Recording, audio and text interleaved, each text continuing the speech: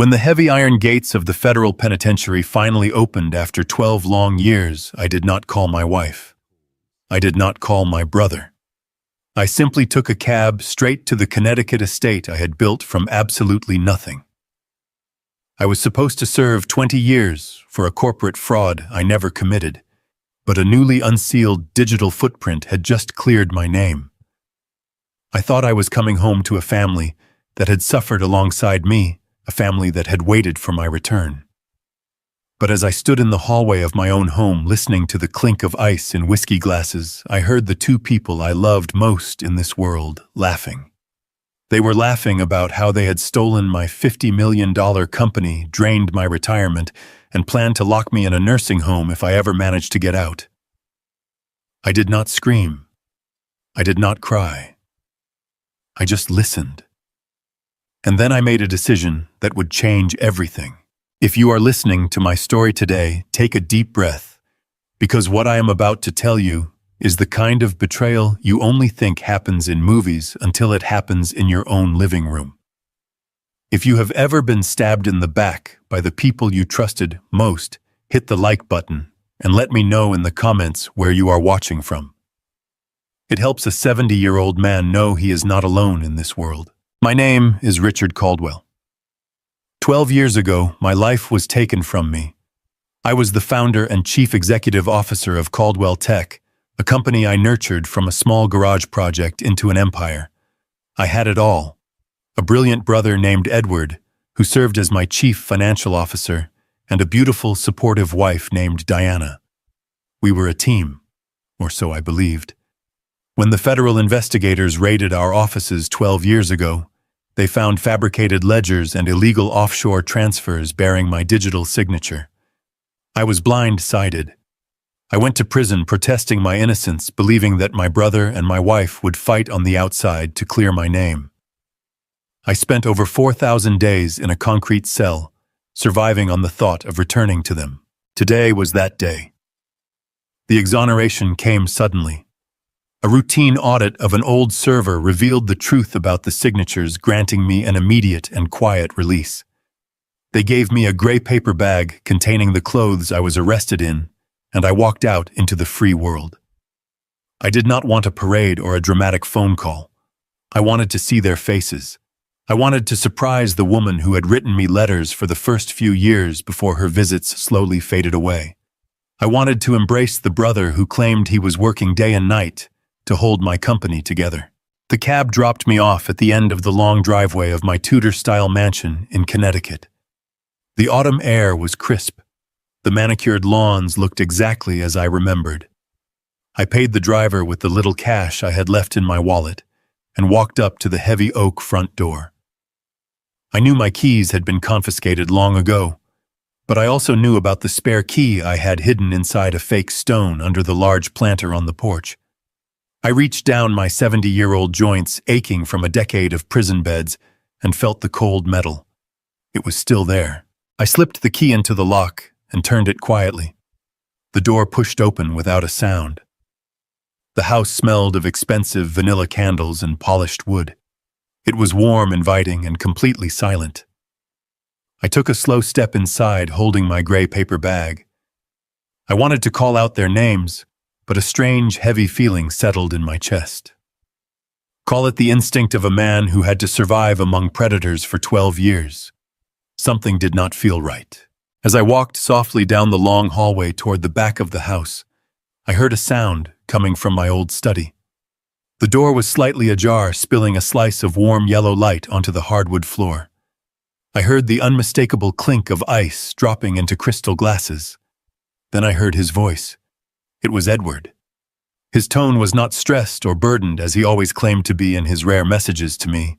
It was relaxed, confident, and dripping with arrogance. "The lawyer just called," Edward said, his voice echoing slightly in the large room. "Richard got his early parole approved today. He is officially a free man." I stopped dead in my tracks. My heart leaped in my chest. They knew. They already knew I was coming home. I raised my hand, ready to push the door open, and announce myself ready to share the joy of this moment. But before my fingers could touch the wood, a second voice spoke. It was Diana. The voice of my wife, the woman I had thought about every single night as I stared at a concrete ceiling. "Well, that is incredibly inconvenient," Diana said. Her voice was ice cold. There was no joy. There was no relief. There was only pure, unadulterated annoyance. "Did you wire the last $10 million from his retirement fund to the offshore account like we planned?" My hand froze in midair. The air in my lungs suddenly felt thick, like I was inhaling glass. I stood perfectly still, my ear pressed near the gap in the door. "Done," Edward replied, letting out a soft, satisfied chuckle. "I finished the transfer an hour ago. Every single trace of his liquid assets has been scrubbed, funneled through 3 different shell companies, and deposited into our Swiss account. That 70-year-old convict has absolutely nothing left to his name. The company is completely in my control, and his personal accounts are empty." I could not breathe. The world spun around me. My brother, my own flesh and blood.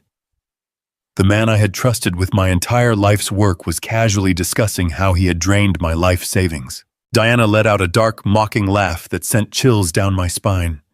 It was a sound I had never heard from her before. "Good," she said, taking a sip of her drink. "Let him come home. What is he going to do? He is a disgraced, broke old man. If he shows up here demanding his life back, we will just toss him in some cheap, run-down nursing home. We can claim his mind deteriorated in prison. No one will question us. We have the power of attorney after all."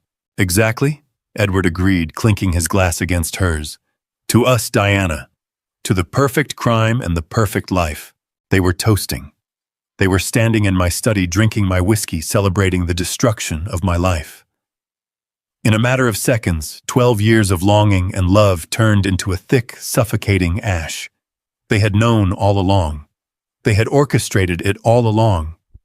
The pain was so sharp, so physical, it felt like a knife twisting between my ribs. I wanted to collapse. I wanted to scream until my throat bled, but I did not. The prison had taught me one very important lesson. When you are surrounded by wolves, you do not cry. You do not show weakness.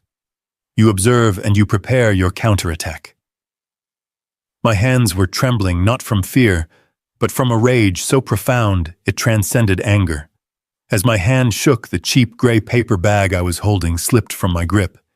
It hit a small decorative glass vase sitting on the hallway console table. The vase tipped over and crashed onto the hardwood floor. The sound of breaking glass shattered the quiet elegance of the house like a gunshot. Inside the study, the laughter abruptly stopped. The clinking of glasses ceased. A terrifying, heavy silence fell over the hallway. "Did you hear that?" Edward's voice was tense, sudden panic replacing his arrogance. "It was probably just the wind," Diana whispered, though her voice shook. I did not run. I did not hide. I slowly raised my foot and kicked the remaining shards of glass out of the way. Then I stepped directly into the open doorway of the study. Edward and Diana were standing by the fireplace, their drinks frozen halfway to their mouths. When they turned and saw me standing there, the color instantly drained from their faces. They looked as if they had just seen a ghost. And in a way they had. The naive, trusting Richard Caldwell, who went to prison 12 years ago, was dead. The man standing before them was someone completely different. I looked at my brother, who was wearing my father's watch. I looked at my wife, who was wearing a diamond necklace I had bought her for our anniversary. I did not yell. I did not throw a punch. I simply stood there, my posture straight, my eyes locked onto theirs, with the cold, dead stare of a man who had nothing left to lose. "Hello, Edward." "Hello, Diana," I said, my voice low and perfectly steady. "I hope I am not interrupting a celebration." They stared at me in absolute paralyzed horror. The game had just changed, and they had no idea what was coming next. For exactly 3 seconds, nobody moved. I stood in the doorway, staring at the 2 people I had spent 4,000 nights thinking about. Edward and Diana were frozen.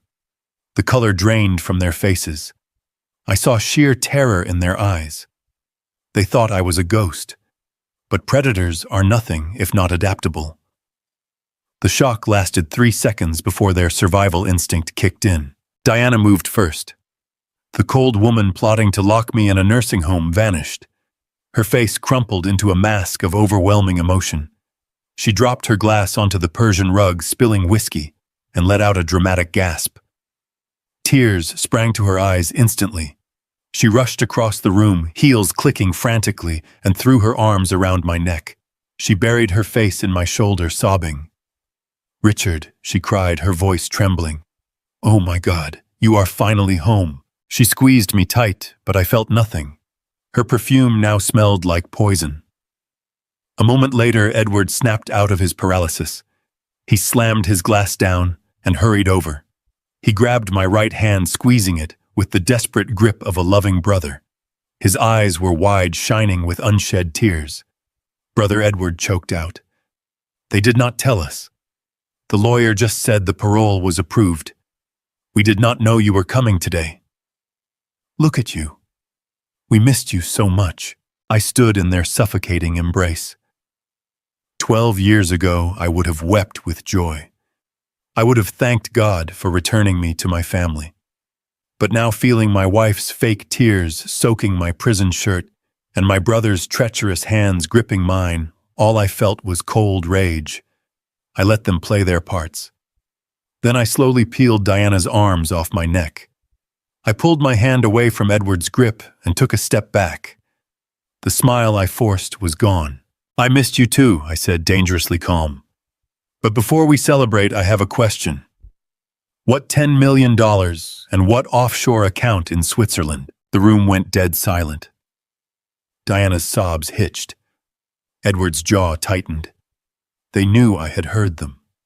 I watched their eyes dart back and forth, silently communicating. I wanted to see them fall to their knees and confess. But Edward was far too smart for that. He was the chief financial officer for a reason. He was a master of spinning disasters. He took a deep breath and flawlessly he pivoted. Edward did not look guilty. Instead, he looked profoundly exhausted. He let out a long sigh and ran a hand through his graying hair, playing the burdened martyr perfectly. "I was hoping we could give you one night of peace before explaining the nightmare we have been living," Edward said with terrifying sincerity. "Richard, when you were convicted, the federal government did not just want you in prison. The Securities and Exchange Commission came after Caldwell Tech with everything they had. They wanted to liquidate your entire life's work to pay off federal fines. They wanted to seize every asset and every dollar you earned." Diana stepped forward, wiping her dry eyes, her voice quivering with righteous indignation. "We were losing everything, Richard. The board of directors turned their backs on us. The media called you a monster. We had to make a choice. We had to protect your legacy even if it meant looking like the villains." Edward stepped closer, his tone urgent and pleading. "I hired the best defense attorneys, but they said the only way to shield the company's capital from federal seizure was to move it out of your name entirely. We had to act fast. Diana and I faked a separation of assets. We set up a spousal preservation trust in an offshore jurisdiction where federal agents could not touch it. That is the Swiss account you heard about." He placed a hand firmly on my shoulder, looking at me with the ultimate expression of brotherly devotion. "We funneled every liquid asset, including that last $10 million from your retirement fund, into that trust today, because the final audit was closing. If we had left it in your name, the government would have seized it the moment you walked out of those prison gates. We played the bad guys. We let everyone think we abandoned you, just to save your legacy." Diana moved to my other side, gently resting her hand on my chest. "When you heard me talking about putting you in a nursing home, I was just making a bitter joke about how the media expects us to treat you. We have spent 12 years fighting in the shadows to keep your empire alive. We did it all for you, my love. It was a masterpiece. It was the most brilliant, plausible lie I had ever heard. If I had not had 12 years of silence in a cell to sharpen my mind, if I had not learned how to spot a con artist, I would have believed them completely. The logic was sound. The legal jargon was accurate. The emotional delivery was flawless. They had rehearsed this contingency plan perfectly, but they had made one critical mistake. They forgot that I knew how much money was actually in my retirement fund before I went to prison. And I knew that a spousal preservation trust did not require funneling money through anonymous shell companies. They were lying straight to my face. I looked at Edward. I looked at Diana. I realized how incredibly dangerous they were. If I confronted them now, they would destroy the evidence and probably find a way to eliminate me for good. I had no money, no power, and no allies. I needed time. I needed to play their game better than they did. So I let my shoulders slump. I let out a trembling breath, forcing my eyes to water. I allowed a single tear to roll down my weathered cheek. I reached out and pulled both of them into a tight, emotional embrace. "I am so sorry," I whispered, my voice breaking with manufactured guilt. "I am so sorry I doubted you. I have been in the dark for so long. Thank you. Thank you both for sacrificing so much to save my life's work. I do not know what I would do without you." Diana hugged me back tightly, burying her face in my chest. Edward patted my back with strong thumps. "You are home now, Richard," Edward said softly. "Everything is going to be okay. We will take care of you from now on." "I know you both will," I replied, squeezing them closer. But as I held them staring over Edward's shoulder at the dark wall of my study, my eyes were completely dry. The forced warmth in my voice evaporated, replaced by a cold, calculating emptiness. I did not believe a single word they had said. They thought they had successfully manipulated a broken, clueless old man. They thought the danger had passed. But they were wrong. The war had only just begun. The war had only just begun.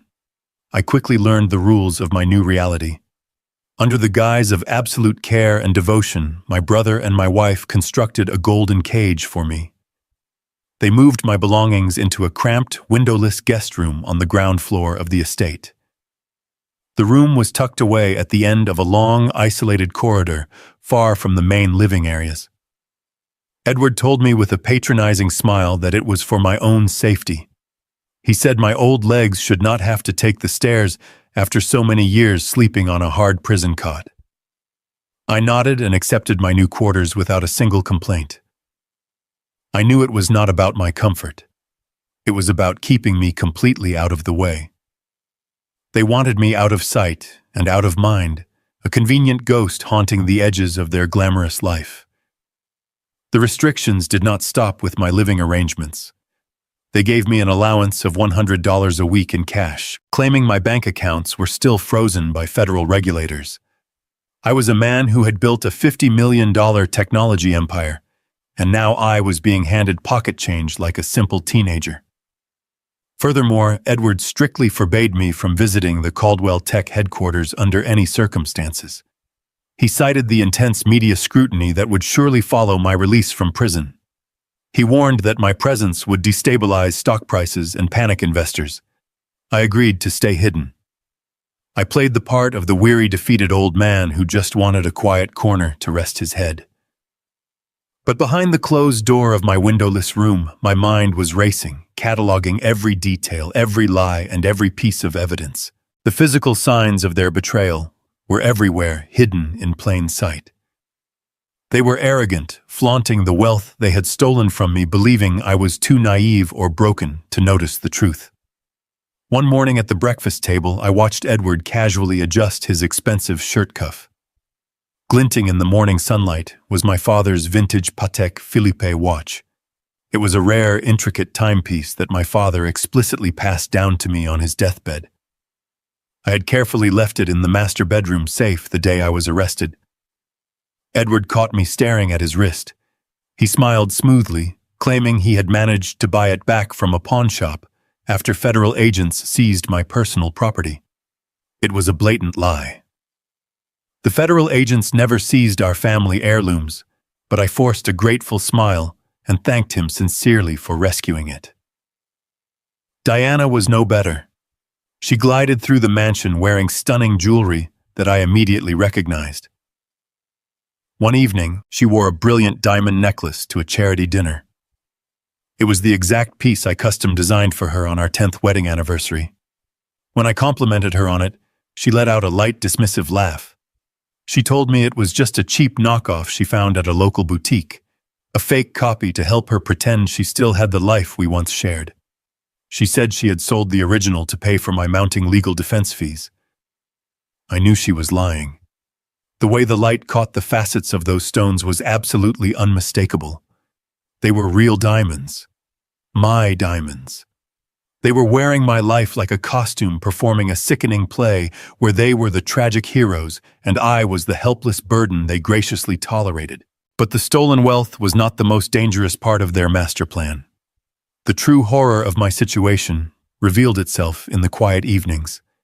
Every single night around 9 o'clock, Diana would knock softly on my bedroom door. She would enter holding a delicate porcelain cup filled with steaming chamomile tea. Her face would soften into a mask of pure angelic concern.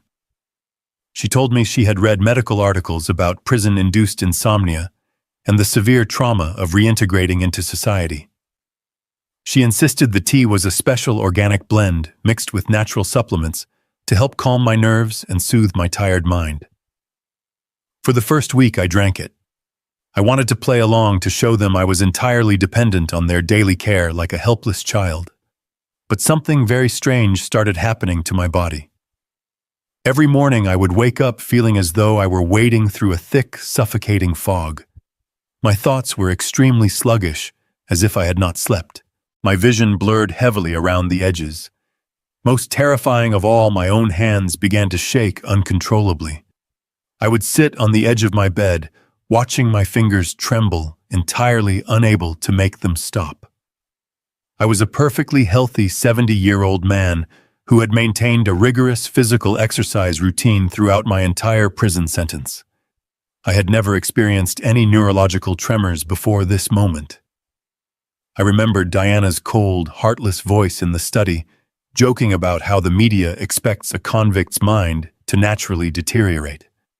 I remembered Edward saying they could legally claim my sanity slipped away in prison. The tremors were certainly not a natural symptom of aging. They were the direct result of a deliberate, calculated poisoning. I had to test my theory without arousing suspicion. The next night, when Diana brought the steaming cup of chamomile tea, I thanked her profusely.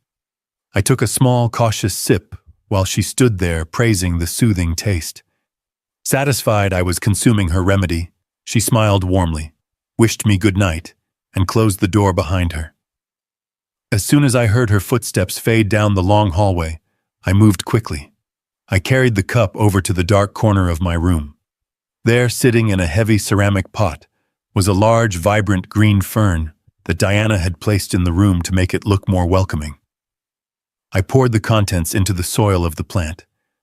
I rinsed the cup in my sink and left it empty on the nightstand for Diana to collect. I repeated this process the following night.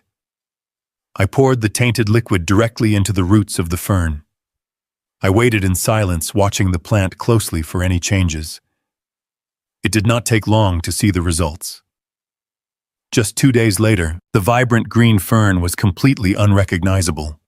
The leaves had turned a sickly necrotic yellow.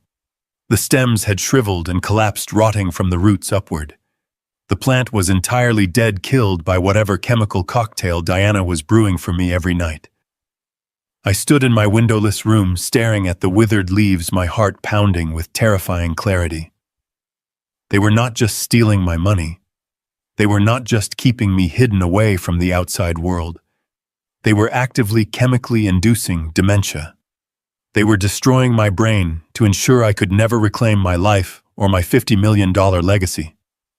The golden cage they built for me was actually a slow, quiet execution chamber. The revelation that Diana was actively poisoning me shifted something fundamental deep inside my mind.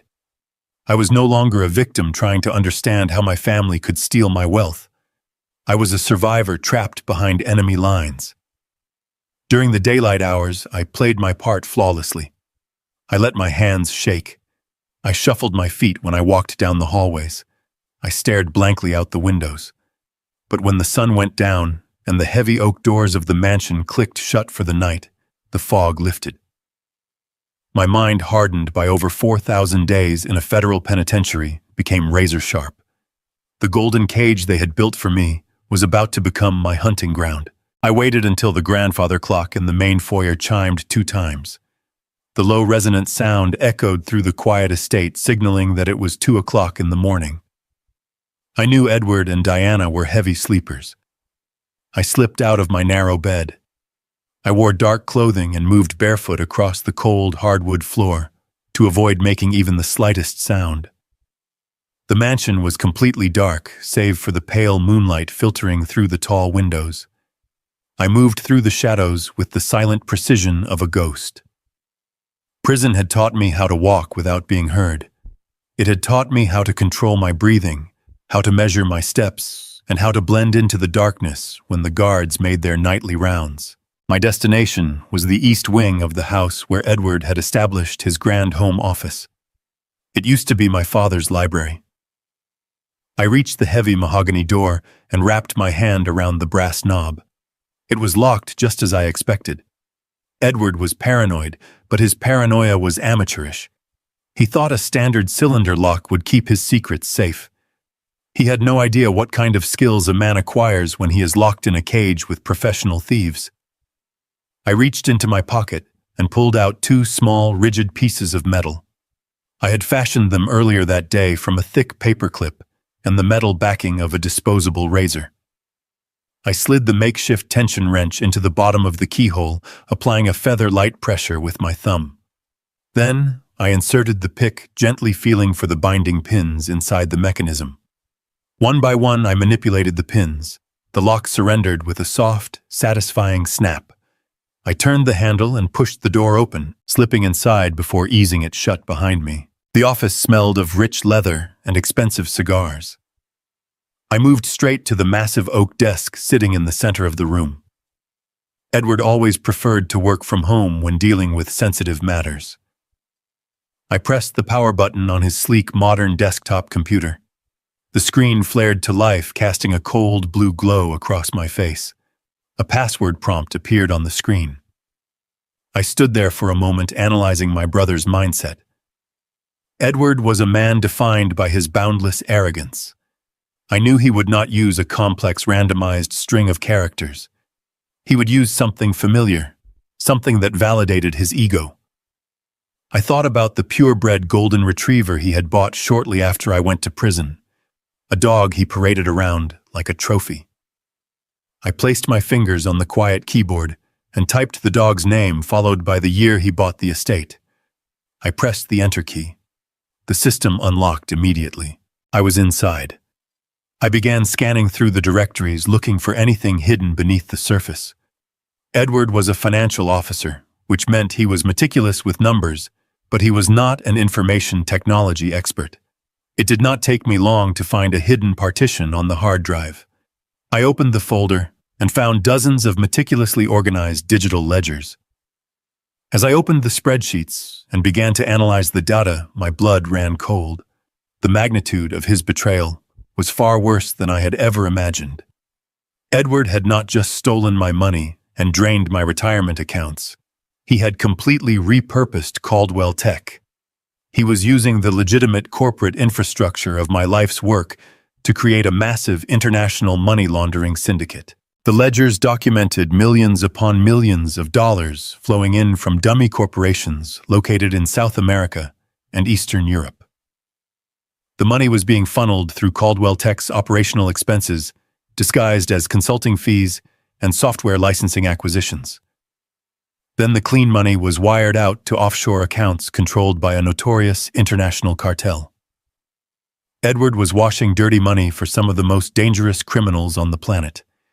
And the most terrifying part was how he structured the paperwork. He was still using my name, my digital signatures, and my legacy credentials as the ultimate safeguard. If the federal authorities ever launched an investigation into these new transactions, the paper trail would lead directly back to me. He was setting me up to take the fall for a second time. My hands gripped the edge of the desk. The sheer scale of his malice was breathtaking. But I needed more. I needed to know exactly how it all started. I kept digging through the hidden partitions, scrolling past the recent cartel transactions. At the very bottom of the directory, I noticed an encrypted folder labeled simply as the 2014 archive. The encryption was basic, likely a remnant of older software he never bothered to update. I bypassed it using a common directory override command. The folder unzipped and the contents spilled across the screen. I stopped breathing. There, displayed in high definition, were the original unedited financial documents that had been used to secure my conviction. I opened a subfolder and found raw, uncompressed image files of my forged signature. I saw the digital traces showing exactly how Edward had manipulated the company's internal servers to make it look like I was the one authorizing the illegal corporate transfers. He had painstakingly crafted the entire illusion, covering his own tracks while painting a giant target on my back. But that was not the discovery that shattered my heart. I opened another document titled Witness Preparation Notes. It was a comprehensive, heavily edited script. It contained bullet points, emotional cues, and specific phrasing guidelines. I read through the text and my stomach violently lurched. It was the exact testimony Diana had given on the witness stand during my trial. The words on the screen detailed exactly when she should cry, when she should look away from the jury, and how she should describe my supposed erratic, greedy behavior. They had rehearsed my destruction. They had sat in this very house, perhaps at this very desk, and choreographed the exact performance that would convince the judge to lock me away for 2 decades. Diana was not a coerced participant. She was the star witness in a calculated execution. I was not fighting for my money anymore. I was now fighting to completely and utterly avenge the 12 years of my life they had stolen. I could not fight alone. The mansion walls were closing in, and every piece of technology inside was tightly monitored. If I accessed the internet, Edward's software would flag my activity. I was trapped on an island of their making. I needed a secure line of communication. To get that, I had to venture past the iron gates. The next morning, I initiated my performance. I shuffled into the kitchen, dragging my feet, my hands shaking violently. Diana was sipping coffee, watching me with pity and revulsion. I let my jaw hang slack, adopting the hollow gaze of a man losing his grip on reality. I mumbled that my room felt like a prison cell. I told her I just wanted to feel the sun on my face and sit in the local park. Diana sighed, clearly annoyed. Letting the neighbors see a senile old man wandering the streets would solidify their story that prison had destroyed my mind. She agreed, but she was not stupid enough to let me go unmonitored. She called for a man named Leon. He was introduced as a private healthcare aide, but his heavy musculature told a different story. He was a hired thug placed to ensure I never wandered too far. Leon trailed me down the long driveway and onto the quiet sidewalk. He kept a deliberate distance of 30 feet to maintain the illusion of my independence. I walked with an agonizingly slow, unsteady gait. Every step looked like a massive effort. In reality, my muscles were coiled and ready. I scanned the environment for a specific opportunity. We reached the local park. It was a green space filled with oak trees and scattered wooden benches. I spotted my target immediately. A teenage boy was sitting on a stone retaining wall, tapping aggressively on a cheap smartphone. He had a worn skateboard resting against his leg. He probably upgraded his phone frequently and kept his old ones. I shuffled toward a wooden bench near the boy, deliberately stumbling over a crack in the pavement. I let out a loud groan and collapsed onto the bench, clutching my chest. Leon stopped a comfortable distance away, leaning against an oak tree and pulling out his phone, thoroughly bored by his babysitting duty. He looked away for exactly 5 seconds. That was all the time I needed. I leaned toward the teenager, my shaking hands instantly becoming steady. I pulled a crumpled $50 bill from my pocket. It was half the weekly allowance Edward had given me. I looked the boy directly in the eye. I pointed to the older, cracked mobile phone resting next to him. I whispered sharply, offering him the $50 for the old device. The boy looked surprised, but $50 was an easy trade for junk plastic. He snatched the cash and kicked the phone toward my foot. In one seamless motion, I slid the device under the sole of my shoe. When Leon looked up, I was simply massaging my knee. I waited 10 minutes, establishing a rhythm of mundane inactivity. Leon eventually lost interest again, turning to light a cigarette. I slipped the phone from my shoe and hid it within the folds of my oversized jacket. I turned it on. The battery was at 14%. Any deactivated mobile phone can still connect to public wireless networks. I quickly connected to the unsecured network of a nearby coffee shop. I opened an encrypted messaging application. I did not need an address book. Over the past 12 years, I had memorized a single sequence of numbers. It was the contact information for Harrison Wright. Harrison was my former corporate attorney, a fiercely loyal man who had fought to defend me during my trial. Because he refused to bend to Edward's manipulations, Edward orchestrated a vicious smear campaign against him, framing him for ethical violations that got him disbarred. Harrison lost his prestigious career because he stood by me. I knew he was currently working as a paralegal in a rundown office, barely making ends meet. I dialed his number. The line rang 3 times before a tired voice answered. "Wright speaking," the voice said, sounding exhausted. I cupped my hand over my mouth, keeping my head bowed so Leon could not see my lips moving. "Harrison," I whispered, my voice steady. "It is Richard." There was a sharp intake of breath. The silence stretched for a long moment as Harrison processed the sound of my voice. When he finally spoke, the exhaustion in his tone was gone, replaced by vibrating intensity. Richard Harrison breathed. "They said you were out. I have been waiting for a signal. I knew you would not fade away." "They think I am a broken, demented old man," I whispered. "They think they have me locked in a cage. But I found the ledgers. I found the archive. I know exactly what Edward did and who helped him. The hunt is on." I heard a chair scraping against the floor on his end. "Tell me what you need, boss. I have been waiting 12 years to tear that arrogant bastard down. Just give me the word, and I will burn his fraudulent empire to the ground. I need you to prepare the contingencies we discussed during your last visit to the prison," I instructed. "But I need to know his current operational timeline. What is his immediate objective?" Harrison's voice dropped an octave, turning deadly serious. "You need to move fast, Richard. I still have reliable contacts operating quietly inside the financial district. They have been feeding me whispers about Caldwell Tech. Edward is not just laundering money for the cartel anymore. He is trying to cash out and wash his hands of the operation." "What do you mean?" I asked, my eyes darting toward Leon, who was checking his wristwatch. "He is finalizing a corporate acquisition," Harrison warned.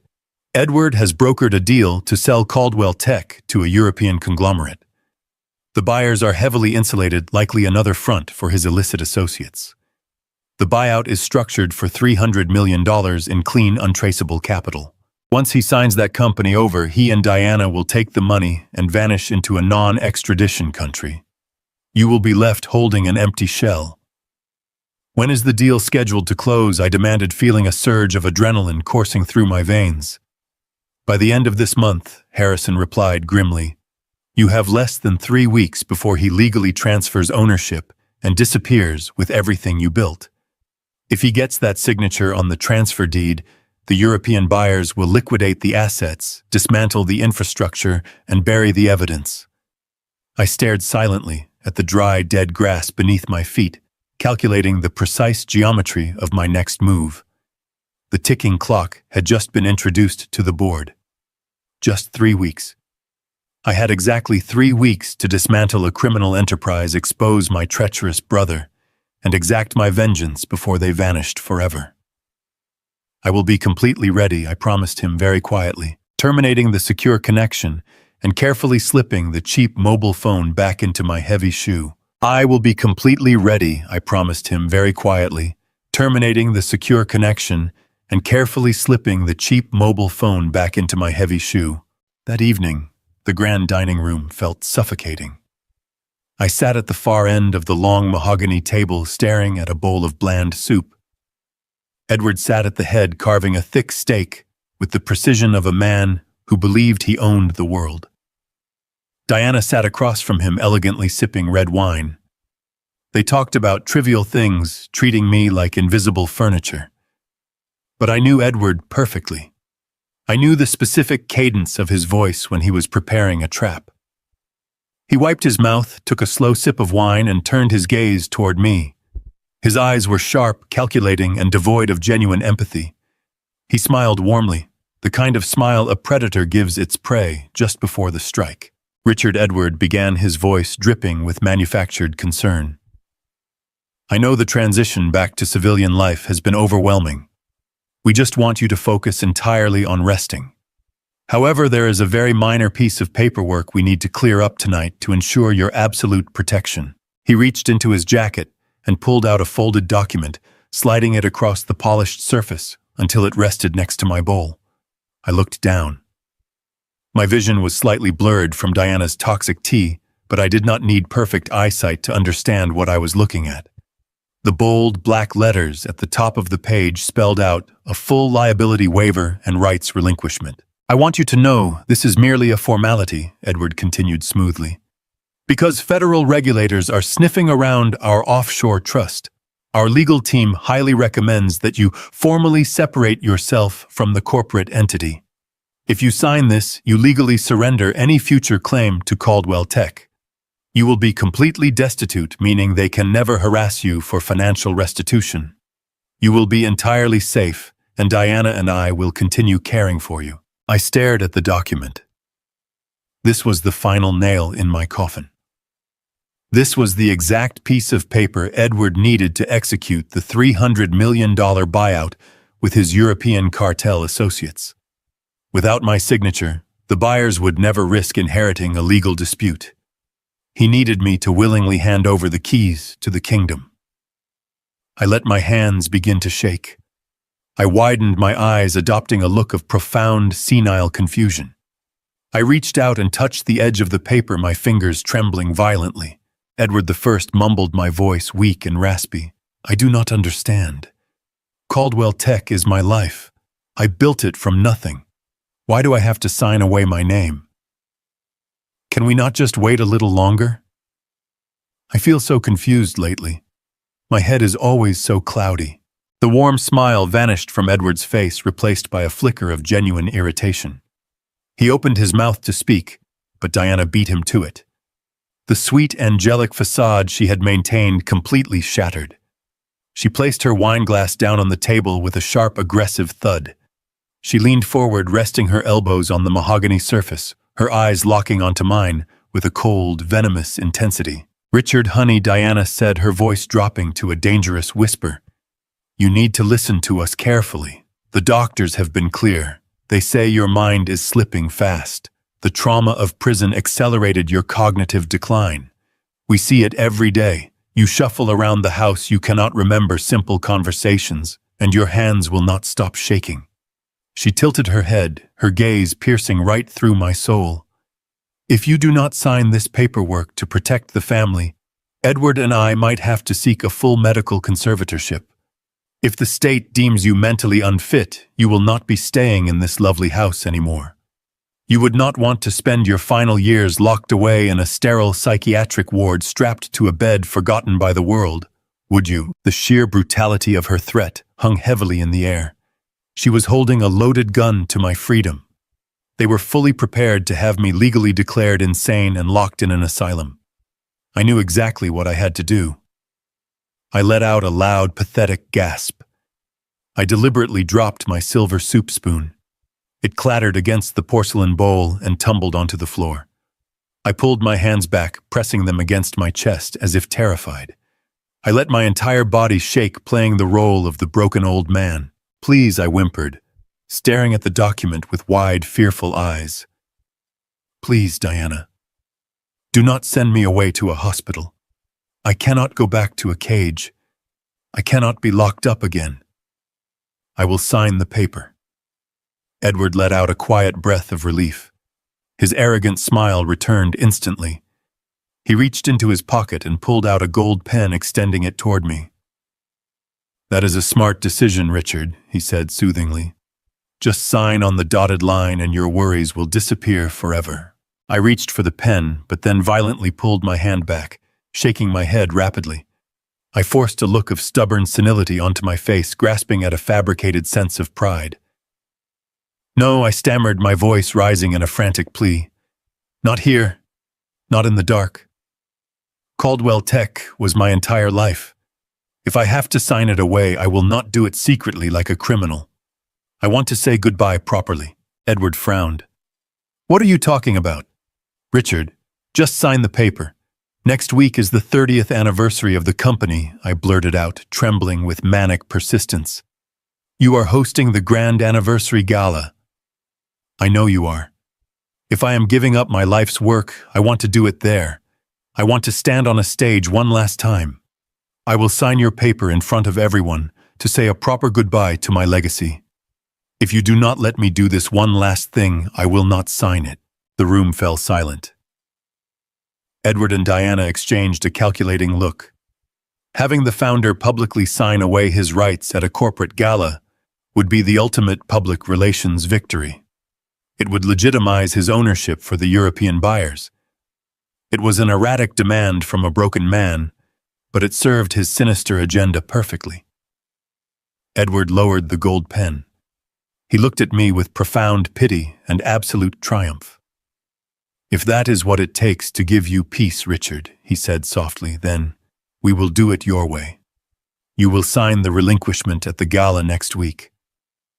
I lowered my head, burying my face in my trembling hands, acting as though I were weeping over the loss of my empire. But behind my fingers, hidden from their treacherous eyes, my lips curled into a cold, dangerous smile. The trap was set. They had absolutely no idea. "I will be completely ready," I promised him very quietly, terminating the secure connection and carefully slipping the cheap mobile phone back into my heavy shoe. The slow walk back to the expansive estate felt entirely different from my earlier trip. Every single step I took was fueled by a cold, burning purpose. I finally had a definitive timeline. 3 short weeks to systematically dismantle the fortress my brother had built on top of my stolen legacy. When I returned to the mansion, I immediately resumed my performance. I shuffled through the grand foyer, my shoulders slumped, my eyes fixed firmly on the polished floor. I let my left hand tremble just enough to be visible to the security cameras. The golden cage was closing in on me, but they had absolutely no idea I had just acquired the key to lock them inside it. That evening, the grand dining room felt suffocating. The massive mahogany table stretched between us like a battlefield. I sat at the far end, staring down at a bowl of bland soup. Edward sat at the head of the table, carving a thick piece of steak with the aggressive precision of a man who believed he owned the world. Diana sat across from him, elegantly sipping a glass of dark red wine. They carried on a conversation about trivial social events, completely ignoring my presence. But I knew Edward perfectly. He wiped his mouth, took a slow sip of wine, and turned his gaze toward me. His eyes were sharp, calculating, and completely devoid of any genuine human empathy. "Richard," Edward began, his voice dripping with manufactured concern. "I know the transition back to civilian life has been overwhelming for you. However, there is a very minor piece of paperwork we need to clear up tonight to ensure your absolute protection." He reached into the breast pocket of his tailored jacket and pulled out a neatly folded document. He slid it across the polished wooden surface until it rested right next to my soup bowl. The bold, black letters at the very top of the page spelled out a full liability waiver and rights relinquishment. "I want you to know this is merely a simple formality," Edward continued smoothly, "because federal regulators are still aggressively sniffing around our offshore trust. Our legal team highly recommends that you formally separate yourself from the corporate entity once and for all. If you sign this document, you legally surrender any future claim to Caldwell Tech and its holdings. You will be legally classified as completely destitute, which means the government can never harass you for financial restitution. You will be safe and Diana and I will continue caring for you for the rest of your life." I stared at the thick white paper. This was the exact piece of paper Edward needed to execute the $300 million buyout with his European cartel associates. Without my verifiable signature relinquishing all rights, the buyers would never risk inheriting a massive legal dispute from the original founder. He needed me to willingly hand over the keys to the kingdom. I let my hands begin to shake. I widened my eyes, adopting a look of profound, senile confusion. I reached out and touched the edge of the paper, my fingers trembling violently against the table. "Edward." I mumbled, my voice weak and raspy, deliberately slurring my words slightly. "I do not understand. Caldwell Tech is my life. I built it from nothing. Why do I have to sign away my name? Can we not just wait a little longer? I feel so confused lately." The warm, brotherly smile vanished from Edward's face in an instant, replaced by a flicker of genuine irritation. He opened his mouth to speak, but Diana beat him to it. The sweet, angelic facade she had maintained for weeks completely shattered. She slammed her crystal wineglass down on the table with a sharp, aggressive thud. Her eyes locked onto mine with a cold, venomous intensity. "Richard, honey," Diana said. Her voice dropped to a dangerous, hissing whisper. "You need to listen to us very carefully. The doctors have been exceptionally clear about your prognosis. They say your mind is slipping fast. The severe trauma of federal prison accelerated your cognitive decline. We see it every single day. You cannot remember simple conversations, and your hands will not stop shaking." She tilted her head, her gaze piercing right through my soul. "If you do not sign this paperwork tonight to protect the family, Edward and I might have to seek a full medical conservatorship. If the state deems you mentally unfit to make your own decisions, you will not be staying in this lovely house anymore. You would not want to spend your final years locked away in a sterile psychiatric ward strapped to a bed, forgotten by the rest of the world. Would you?" The sheer brutality of her threat hung heavily in the stale air. She was holding a loaded gun directly to my freedom. They were fully prepared to have me legally declared insane and locked in a medical asylum if I resisted. I knew exactly what I had to do. I let out a loud, pathetic gasp. I deliberately dropped my heavy silver soup spoon. It clattered against the porcelain bowl and tumbled onto the hardwood floor. I pulled my hands back, pressing them tightly against my chest. I let my entire body shake, playing the role of the broken, frightened old man to absolute perfection. "Please," I whimpered, staring at the document with wide eyes. "Please, Diana. Do not send me to a hospital. I cannot go back to a cage. I will sign the paper." Edward let out a breath of relief. His arrogant smile returned. He pulled a gold pen from his pocket, extending it across the table. "That is a smart decision, Richard," he said. "Just sign your name on the dotted line." I reached for the pen, but violently pulled my hand back, shaking my head rapidly. I forced a look of stubborn senility onto my face. "No," I stammered frantically. "Not here. Not in the dark. Caldwell Tech was my entire life. If I have to sign it away, I will not do it secretly, like a hidden criminal. I want to say goodbye properly." Edward frowned in irritation. "What are you talking about, Richard? Just sign the paper." "Next week is the 30th anniversary of the company," I blurted out, trembling. "You are hosting the anniversary gala. If I am giving up my life's work, I want to do it there. I want to stand on a stage one last time. I will sign your paper in front of everyone to say a proper goodbye to my legacy.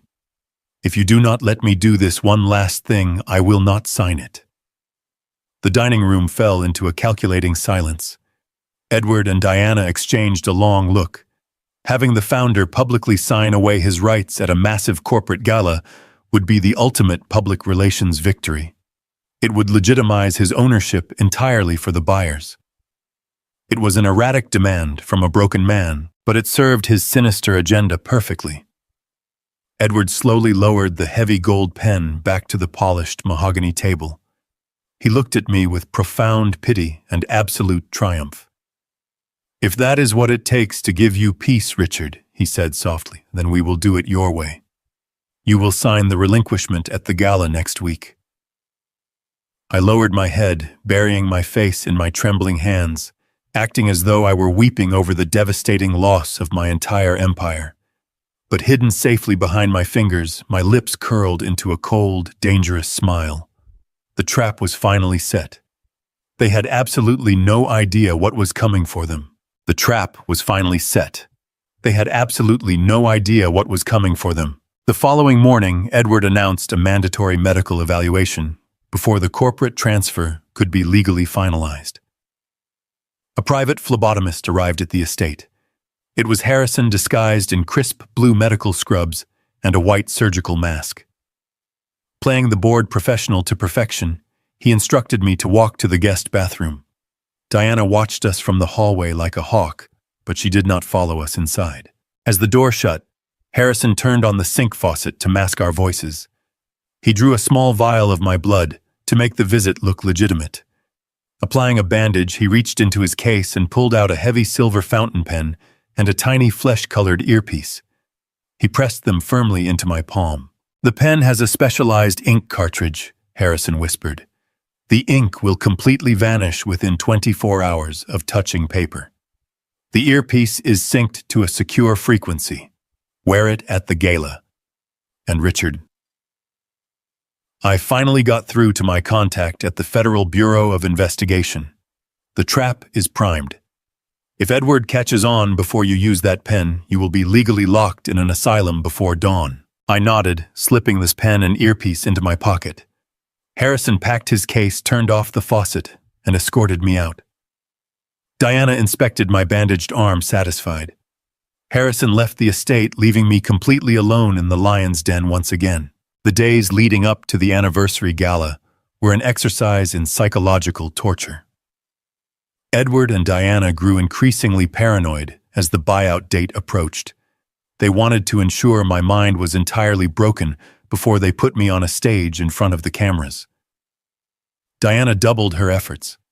She began visiting my room twice a day with her steaming cups of toxic chamomile tea. She would stand over me, her eyes cold and demanding, refusing to leave the room until I finished every drop. I had to adapt immediately. I could no longer simply pour the tea into a potted plant while she was watching. I mastered the dangerous art of palming the neurotoxic pills she had crushed into the liquid. I would take a sip, hold the bitter fluid in the back of my throat, and pretend to swallow while letting the dissolved sediment slide into a small tissue hidden in my cupped hand. It was a terrifying high-stakes performance. If I swallowed even a fraction of the heavy dosage she was administering, my mind would actually shatter. I spent hours alone in my room scrubbing my tongue and rinsing my mouth to purge the poison. I maintained my facade, letting my hands shake and my eyes wander, giving them exactly the hollow, broken man they desperately wanted to see. Edward's arrogance swelled to unbearable heights that week. He began parading the so-called European investors through the estate. I knew exactly who these men were. They were high-level representatives for the cartel dressed in tailored Italian suits to masquerade as legitimate businessmen. Edward would lead them into the grand dining room, offering them my expensive cigars and pouring my rare scotch. He would point to me sitting quietly in the corner, introducing me as his tragic senile brother, who had lost his grip on reality after prison. The men would look at me with mocking pity, laughing loudly at Edward's cruel jokes. I sat there in silence, biting the inside of my cheek, absorbing every insult and memorizing every single face in that room. The breaking point arrived 2 days before the gala. The cartel representatives had just left the estate, and Edward was soaring on a wave of pure adrenaline. He poured himself another glass of bourbon and walked into the living room where I was sitting by the fireplace. He stood in front of the roaring fire, admiring his reflection in the large ornate mirror hanging above the mantel. He slowly unclasped my father's vintage watch from his wrist. He held the gold timepiece up to the light, turning it over in his hands, with a look of profound smugness. He placed the watch deliberately on the center of the mantel, right next to a framed photograph of our family from 20 years ago. He looked down at me, his eyes filled with decades of suppressed jealousy and toxic resentment. "You know, Richard," he said, his voice dripping with condescension, "the old man always preferred the weaker son. He gave you the company. He gave you the watch. He treated you like the golden child while I did all the heavy lifting in the background. But look at us now. Look at where his precious golden child ended up. You are a broken convict waiting to be locked in a madhouse, and I am about to become one of the wealthiest men in the country." The world always corrects its mistakes eventually. The sheer audacity of his words sent a blinding flash of rage through my entire body. I wanted to leap out of my chair. I wanted to wrap my hands around his throat and squeeze the life out of him. I had to bite down on my tongue so hard that the metallic taste of blood flooded my mouth. I forced myself to look down at the floor, letting my shoulders tremble, playing the defeated coward. I swallowed my blood and my pride, reminding myself that true justice requires absolute, unwavering patience. Finally, the night of the gala arrived. The atmosphere in the mansion was electric with nervous energy. Diana stormed into my room carrying a garment bag. She threw it aggressively onto my bed. She had deliberately chosen an ill-fitting, outdated tuxedo from the back of my closet. The jacket was 2 sizes too big, and the trousers hung loosely around my ankles. She wanted me to look as pathetic and diminished as humanly possible when I stepped onto that stage. She wanted the world to see a man who had completely given up. I dressed slowly, letting my hands fumble with the buttons. Diana stepped closely into my personal space to adjust my collar. She aggressively pinned a white boutonniere to my wide lapel, the sharp pin grazing my chest. She grabbed my chin, forcing my face up so I was looking directly into her cold, merciless eyes. "Smile for the cameras tonight, old man," she hissed, her breath hot against my face. "Do exactly what we practiced. You walk up those stairs, you sign your name on that paper, and you smile. Because after tonight, you officially cease to exist." I looked back at her, letting my jaw tremble in fabricated fear. But deep in the pocket of my oversized trousers, my fingers wrapped tightly around the cold silver metal of Harrison's fountain pen. I was more than ready now. 12 long years of absolute isolation had hardened my soul into unbreakable steel. I took a deep, silent breath, steadying my racing, pounding heart. They thought they were sending me to the slaughter, but I was leading them to the gallows. "Tonight, you officially cease to exist." The venomous words from Diana's lips echoed in my mind as the limousine ride to the Plaza Hotel began. The interior of the car was suffocatingly quiet. Diana sat directly across from me, her posture rigid, her eyes coldly assessing my deliberately disheveled appearance. I stared out the tinted window at the passing city lights, letting my jaw hang slack to complete the sad illusion. When the doors of the luxury vehicle opened, a storm of camera flashes erupted into the crisp New York night. I gripped the wooden handle of my heavy cane, forcing my knuckles to tremble as I hoisted myself out of the back seat. The reporters shouted my name, their voices a deafening blend of morbid curiosity and predatory excitement. I hunched my shoulders forward, shrinking away from the bright flashing lights like a terrified, broken animal. I shuffled my feet across the long red carpet, dragging the rubber tip of my cane against the fabric to emphasize my fabricated frailty. Diana stepped out of the car right behind me, instantly transforming into the tragic, fiercely protective wife. She placed a gentle, guiding hand on the small of my back, shielding me from the aggressive press, while offering the cameras a perfectly manufactured smile of deep, weary sorrow. Every single step toward the grand brass doors was a meticulously calculated performance. I let my breathing grow ragged and shallow, painting the exact picture of a ruined convict who was entirely lost in a world that had quickly moved on without him. We stepped inside the opulent foyer, and the doors sealed out the shouting reporters. Crystal chandeliers cast a golden glow over hundreds of guests dressed in tailored black tuxedos and glittering evening gowns. These were the industry elites, the corporate titans, and the powerful investors who had once courted my favor and begged for my business. 12 years ago, when the federal agents raided my offices, every single one of these people had immediately abandoned me. They had deleted my number, canceled our lucrative contracts, and publicly condemned me to save their own fragile reputations. Now, as I shuffled through the crowded room, the sea of elegant guests parted before me. Conversations abruptly stopped. I felt the suffocating weight of their stares pressing down on my hunched shoulders. I saw the unmistakable glint of pity in their eyes, quickly followed by quiet disgust. They were looking at a ghost, a miserable cautionary tale of corporate greed, who had spent over a decade rotting in a concrete cell. I kept my gaze fixed firmly on the intricate geometric patterns of the polished marble floor, refusing to make eye contact with the cowards who had left me to die. I let my hands shake visibly as we moved through the quiet crowd, feeding their arrogant assumptions. They truly thought I was a pathetic, senile old man who deserved his tragic fate. They had absolutely no idea that the frail convict shuffling past them was quietly cataloging every single face in the room, preparing to burn their entire corrupt ecosystem to the ground. At the far end of the grand ballroom, holding court near the expansive stage, was my brother. Edward looked like a king. He wore a custom-tailored suit, and my father's vintage watch gleamed brightly on his wrist as he shook hands with a group of 4 distinct men. They were introduced to the room as prominent European investors, the wealthy saviors who were supposedly injecting $300 million of clean capital into Caldwell Tech. But I knew exactly who they were.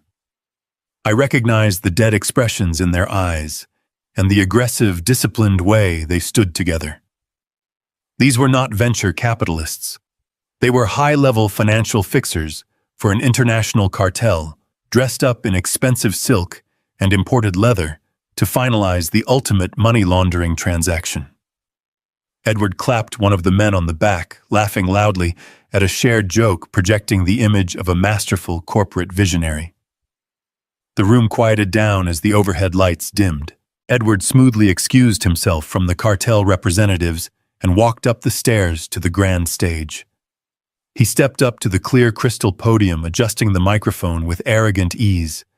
A massive digital screen behind him displayed the 30-year anniversary logo of the company I had built with my own 2 hands.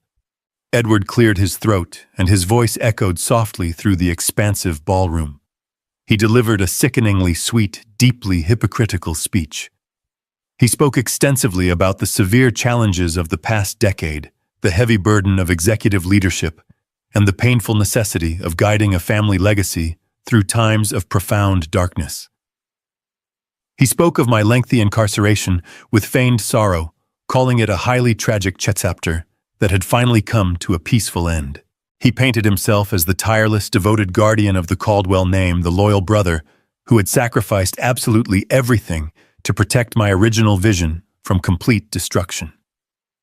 The audience listened with rapt attention, completely captivated by his truly masterful performance. He concluded his lengthy speech by announcing the bright dawn of a new era, a massive corporate buyout that would securely cement the company's future for generations to come. But before we finalize this historic transition, Edward said, his voice dropping to a reverent, emotional whisper, "I want to formally honor the man who started it all.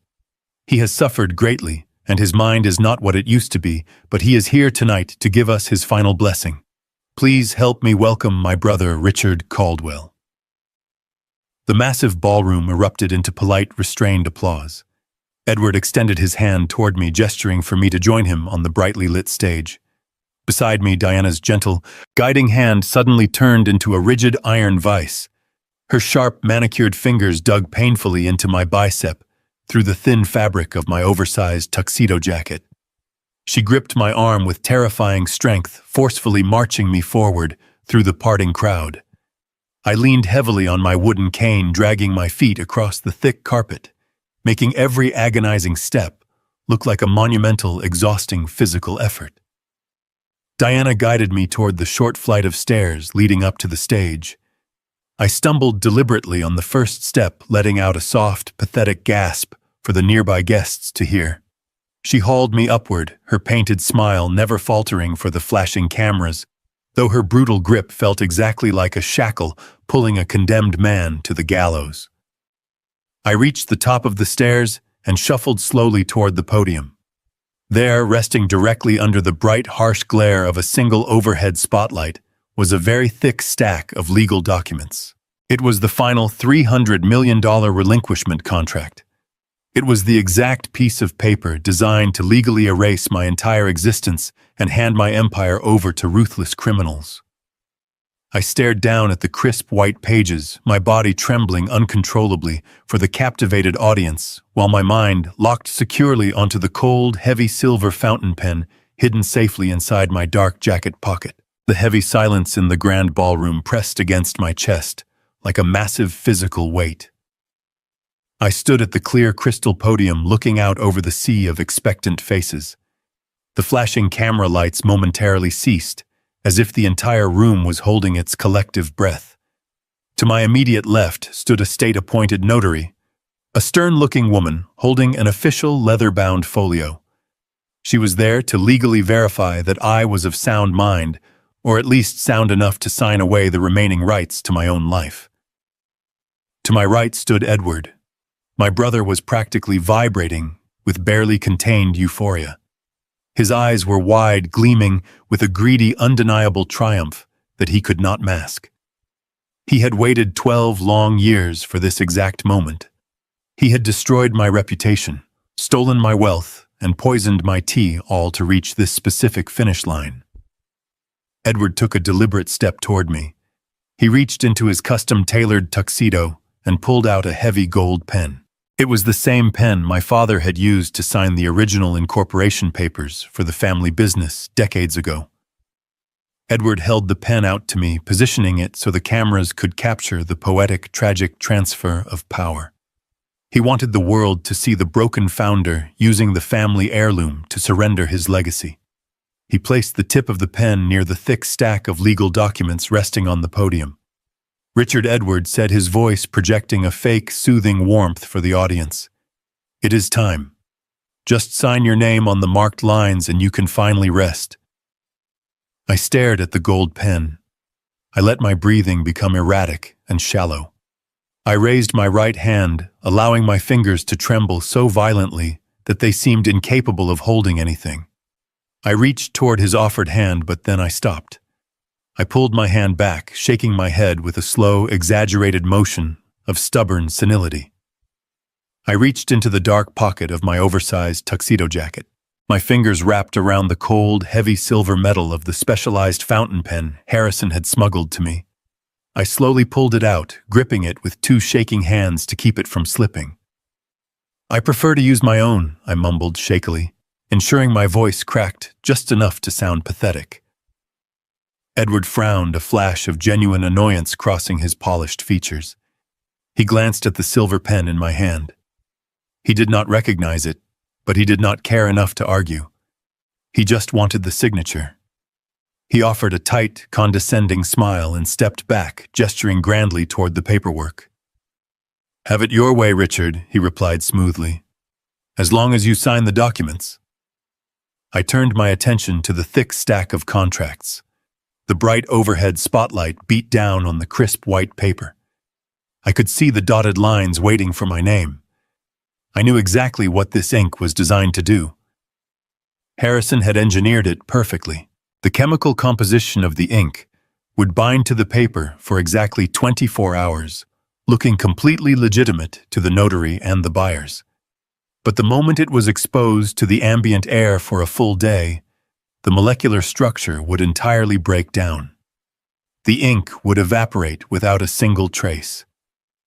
By tomorrow night, the $300 million relinquishment contract would be nothing more than a stack of blank, worthless paper. I bent over the podium. I leaned my weight heavily onto my left arm, keeping my wooden cane propped awkwardly against my hip. I positioned the silver fountain pen over the first dotted line. I made sure to let my hand tremble violently for the cameras. The press needed to see a man struggling to control his own motor functions. I let the silver tip hover above the paper, shaking back and forth. But the moment the metal nib touched the surface of the document, the trembling stopped entirely. My mind locked into a state of absolute, unbreakable focus. I executed my signature absolutely perfectly. It was the strong, decisive signature of the man who had built Caldwell Tech from a garage into a global empire. I moved to the second page, then the third. I signed away my patents. I signed away my voting rights. I signed away my corporate equity. Each time I finished a page, I let my hand resume its violent shaking, ensuring the illusion remained flawless. The entire process took 3 agonizing minutes. The ballroom was so quiet, I could hear the scratching of the metal nib against the thick paper. When I finally reached the last page and applied the final stroke of my name, I let out a loud shuddering sigh. I dropped the silver fountain pen onto the podium, letting it clatter loudly against the glass. I slumped backward, gripping my wooden cane with both hands, looking like a man who had just run a grueling marathon and collapsed at the finish line. Edward did not waste a single second. The moment the pen left my hand, he lunged forward. He snatched the thick stack of papers off the podium with the aggressive speed of a starving animal. He did not even let the notary inspect the pages first. He held the signed contracts up in the air, grasping them like a hard-won championship trophy. He turned to the crowd, his face beaming with absolute unadulterated victory. The grand ballroom responded immediately. The crowd erupted into polite, restrained applause. The cartel representatives sitting in the front row nodded in quiet satisfaction, knowing their massive money laundering operation was now legally insulated. The photographers snapped hundreds of pictures capturing the triumphant new owner and the defeated, ruined founder standing weakly in the background. Diana stepped up onto the stage, joining Edward in the spotlight. She wrapped her arm around his waist, smiling radiantly for the press. They had won. They had successfully navigated every obstacle, poisoned my mind, stolen my wealth, and legally secured their $300 million exit strategy. Diana leaned her head against his shoulder, closing her eyes in sheer relief. The nightmare of my return was finally over for them. They had pulled off the ultimate corporate heist right in front of the entire world, and no one suspected a single thing. They were completely and absolutely untouchable now. Edward lowered the papers and turned his back to the cheering audience. He stepped close to me, maintaining a warm, brotherly smile for the cameras. But as he leaned in to embrace me, his mouth pressed directly against my ear. His voice dropped to a vicious, mocking whisper that only I could hear. "Thanks for the company, loser," Edward hissed, his breath smelling of expensive bourbon. "The men in white coats are waiting for you at the back exit. Have a nice life in the psych ward." He pulled away from me, giving my shoulder a firm, patronizing pat. He turned back to the microphone, raising his hands to quiet the applauding crowd.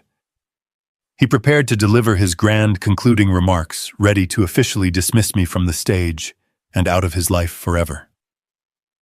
But instead of walking away, I stand up straight. The fabricated weakness in my legs vanished instantly. I drew myself up to full height, towering over the podium, with the commanding presence I suppressed for 12 years. I loosened my grip on the heavy wooden cane. I did not need it anymore today. I let it slip from my fingers. I tossed my cane off the stage.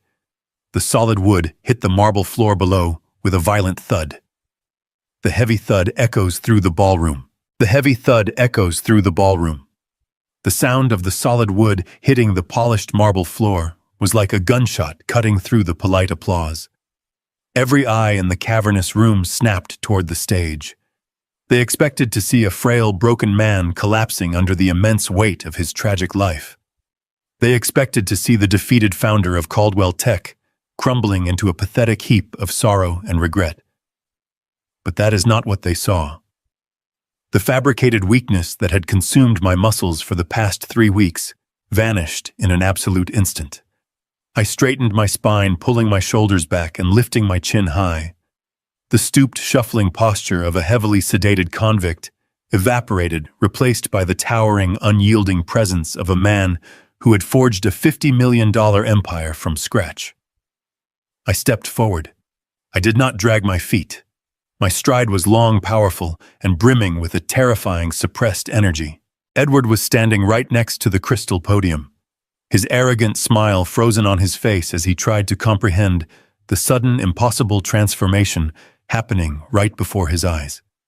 He opened his mouth to whisper something to me, probably another vicious insult to keep me in line.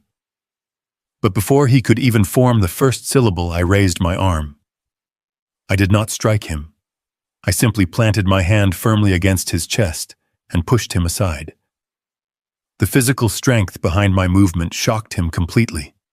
He stumbled backward, his expensive leather shoes slipping on the smooth stage floor, nearly losing his balance entirely.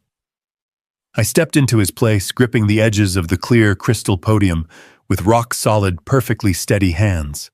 The bright overhead spotlight washed over my face. I leaned into the microphone. "Thank you, Edward," I said. My voice did not shake. It did not crack or waver with senile confusion. It rang out through the massive speakers, deep, sharp, and commanding, vibrating, with the absolute authority I had buried for 12 long years. The sound of my true voice hit the audience like a physical blow. The polite applause died instantly, replaced by a suffocating, bewildered silence. I stared directly at the front row, locking eyes with the 4 men in tailored Italian suits who were pretending to be European venture capitalists. But before the buyers wire $300 million into your offshore accounts, I believe they should know exactly what they are actually purchasing today. A collective gasp rippled through the crowded ballroom. The corporate titans and industry elites exchanged nervous, confused glances. The cartel representatives in the front row stiffened their relaxed posture, instantly turning rigid and predatory. They knew immediately that something had gone terribly wrong with their perfect money laundering transaction. Edward recovered his balance and lunged back toward the podium, his face flushed with sudden, frantic panic. "Richard, stop this right now," Edward hissed, keeping his voice low enough to avoid the microphone, though the sheer terror in his eyes spoke volumes. He reached out to grab my arm desperately, trying to pull me away from the center of the stage. I simply shifted my weight and blocked him with my shoulder, standing like an immovable wall of solid granite. Edward realized he could not physically move me without causing a massive, humiliating spectacle in front of the flashing press cameras. He frantically reached for the small control panel resting on the edge of the podium, his fingers slamming down on the main mute button to cut the audio feed. He pressed it once. He pressed it twice. He hammered his fist against the plastic console. Nothing happened. The microphone remained completely live, picking up the sound of his ragged, panicked breathing and broadcasting it to the entire room. What he did not know was that the audiovisual booth overlooking the grand ballroom was no longer controlled by the hotel staff. Harrison Wright, my fiercely loyal former attorney, had slipped away from the catering staff entrance 10 minutes ago. He was currently sitting in the dark control room, wearing his stolen uniform, having physically locked the main soundboard. Harrison had overridden the podium controls, ensuring that my microphone could not be turned off by anyone on that stage. Edward stared at the glowing green light on the microphone, his mind fracturing, as he realized his technological failsafe had been entirely disabled. When technology failed, Diana decided to intervene. She broke away from her paralyzed stance near the stage stairs and rushed forward, her high heels clicking loudly. She threw herself toward me, abandoning her elegant poise for raw, desperate survival instinct. She waved her arms frantically at the venue security guards stationed around the perimeter of the room. "Guards, get up here right now!" Diana screamed, her voice shrill and echoing through the silent ballroom. "Please, you have to help my husband. Grab him and take him out the back doors immediately." She turned to the audience, forcing a look of agonizing, tearful sorrow onto her panicked face. "I am so incredibly sorry, everyone. Please forgive this disruption. Richard is having a severe dementia episode. The prison trauma has completely broken his mind. He does not know where he is or what he is saying. The doctors warned us this psychological break would happen. We need medical professionals right now. Two large security guards in dark suits moved hesitantly toward the stage stairs, unsure of how to proceed. They had been briefed to handle a senile, unpredictable convict, but the man standing at the podium did not look crazy or confused. I looked directly at the approaching guards, raising one hand in a calm, commanding gesture that demanded absolute obedience. The guards stopped dead in their tracks, their instincts telling them not to cross the line. I turned my attention back to the woman who had orchestrated my ruin. Diana was standing 2 feet away, her chest heaving, her eyes silently begging me to collapse and surrender. I looked at the beautiful, treacherous face of the woman I had once loved more than life itself. I remembered the 12 years of isolation. I remembered the forged documents. I remembered the withered, dying fern in the corner of my windowless room. I leaned closer to the microphone. "I do not have dementia, Diana," I roared. The sheer volume and primal fury in my voice shook the crystal chandeliers hanging above us.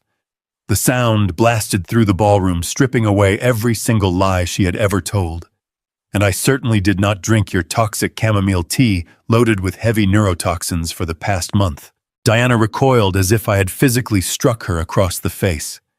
The color drained from her cheeks, leaving her looking like a terrified, hollow ghost.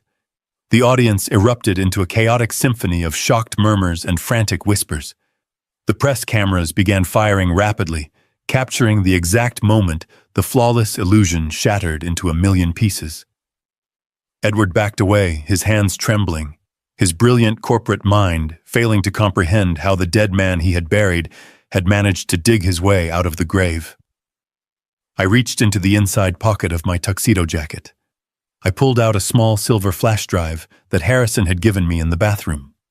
I held it up high in the air, letting the bright stage spotlight catch the metallic surface so every single person in the room could see it clearly. "We are done with the fairy tales," I said, my voice cutting through the rising chaos like a scythe. "You wanted to celebrate Caldwell Tech tonight. You wanted to sell my legacy to the highest bidder. Let us give the investors exactly what they came for. Let us look at the real Caldwell Tech portfolio." I reached deep into the inner pocket of my oversized tuxedo jacket and slowly pulled out the small silver flash drive. I held it up high for the entire room to see a tiny piece of metal that held the absolute destruction of my brother's criminal empire. I did not need to hand it to an audiovisual technician. Harrison had already patched directly into the hotel's main projection system from his locked booth upstairs. I simply gave a sharp, definitive nod toward the tinted glass window at the back of the hall. Instantly, the massive, glowing 30-year anniversary logo of Caldwell Tech vanished from the giant screen behind me. The screen went pitch black for a fraction of a second before roaring back to life with blinding high-definition clarity. It did not show corporate milestones or quarterly profit projections. It displayed pages upon pages of heavily redacted international bank statements, complex offshore routing numbers, and highly classified cartel communications. The documents were magnified to 20 feet tall, making it impossible for anyone in the room to ignore the reality of what was happening. I pointed at the screen, letting my finger trace the intricate web of illicit wire transfers that Edward had authorized using my forged signature. The thick red arrows on the screen explicitly linked the dummy corporations in South America directly to Caldwell Tech's operational accounts. The raw, unfiltered truth was finally illuminated for all to see. The initial silence in the grand ballroom shattered instantly, replaced by a tidal wave of chaotic, overlapping voices. The wealthy corporate elite who just moments ago had been politely applauding my supposed downfall began shouting in profound confusion and rising horror. Men in tailored tuxedos pointed at the screen, recognizing the sheer magnitude of the financial crimes being displayed before them. Women in evening gowns covered their mouths, backing away from the stage as the dangerous reality of the situation took hold. But the most dramatic reaction came directly from the front row. The four cartel representatives, the dangerous men Edward had proudly paraded as European venture capitalists, completely abandoned their calm, sophisticated disguises. The moment the offshore routing numbers flashed across the giant screen, their faces contorted in genuine panic. They knew instantly that their highly insulated money laundering network had been totally compromised. They did not wait for a detailed explanation. They practically shoved their heavy wooden chairs backward, knocking over crystal champagne flutes and exquisite floral arrangements. They pushed violently through the bewildered crowd of guests, keeping their heads down as they moved with aggressive, trained urgency toward the heavy brass exit doors at the back of the ballroom. They were abandoning Edward completely, leaving him to sink with the massive ship he had so arrogantly steered into a destructive storm. I did not let the momentum fade for a single second. I gripped the edges of the crystal podium and leaned closely into the live microphone. "You wanted a speech about the future of this family legacy," I announced, my voice cutting through the rising panic like a sharpened blade. "Let us listen to the vision my brother and my wife had for my future." I gave Harrison another subtle nod. The giant screen split in half, keeping the financial documents on the left, while a pulsing audio waveform appeared on the right. A sharp crackle of static hissed through the massive state-of-the-art surround sound. Speakers followed immediately by a high-quality, crystal-clear audio playback. It was the exact recording my hidden device had captured on my very first night back in the estate. Edward's arrogant, boastful voice filled the grand ballroom, echoing off the high, gilded ceilings.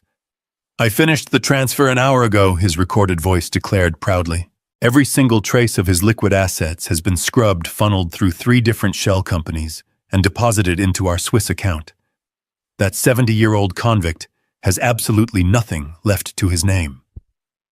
The crowd gasped in collective horror. Then Diana's cold, mocking laughter played through the speakers, sounding infinitely more sinister now that her angelic facade had been stripped away entirely. "Good," her recorded voice responded with chilling cruelty. "Let him come home. What is he going to do? He is a disgraced, broke old man.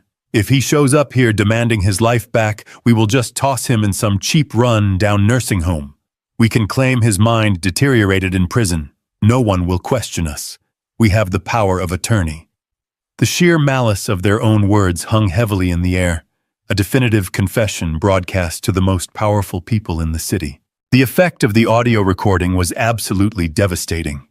Diana, who had been standing rigidly near the edge of the stage, seemed to physically shrink as her own cruel words washed over the massive audience. She realized that every prominent socialite, every wealthy investor, and every powerful journalist in the room was staring at her with unvarnished, absolute disgust. The pristine, tragic narrative she had meticulously maintained for 12 long years disintegrated completely in front of her eyes. She let out a weak, agonizing wail that was completely devoid of her usual theatrical polish. Her knees buckled beneath her.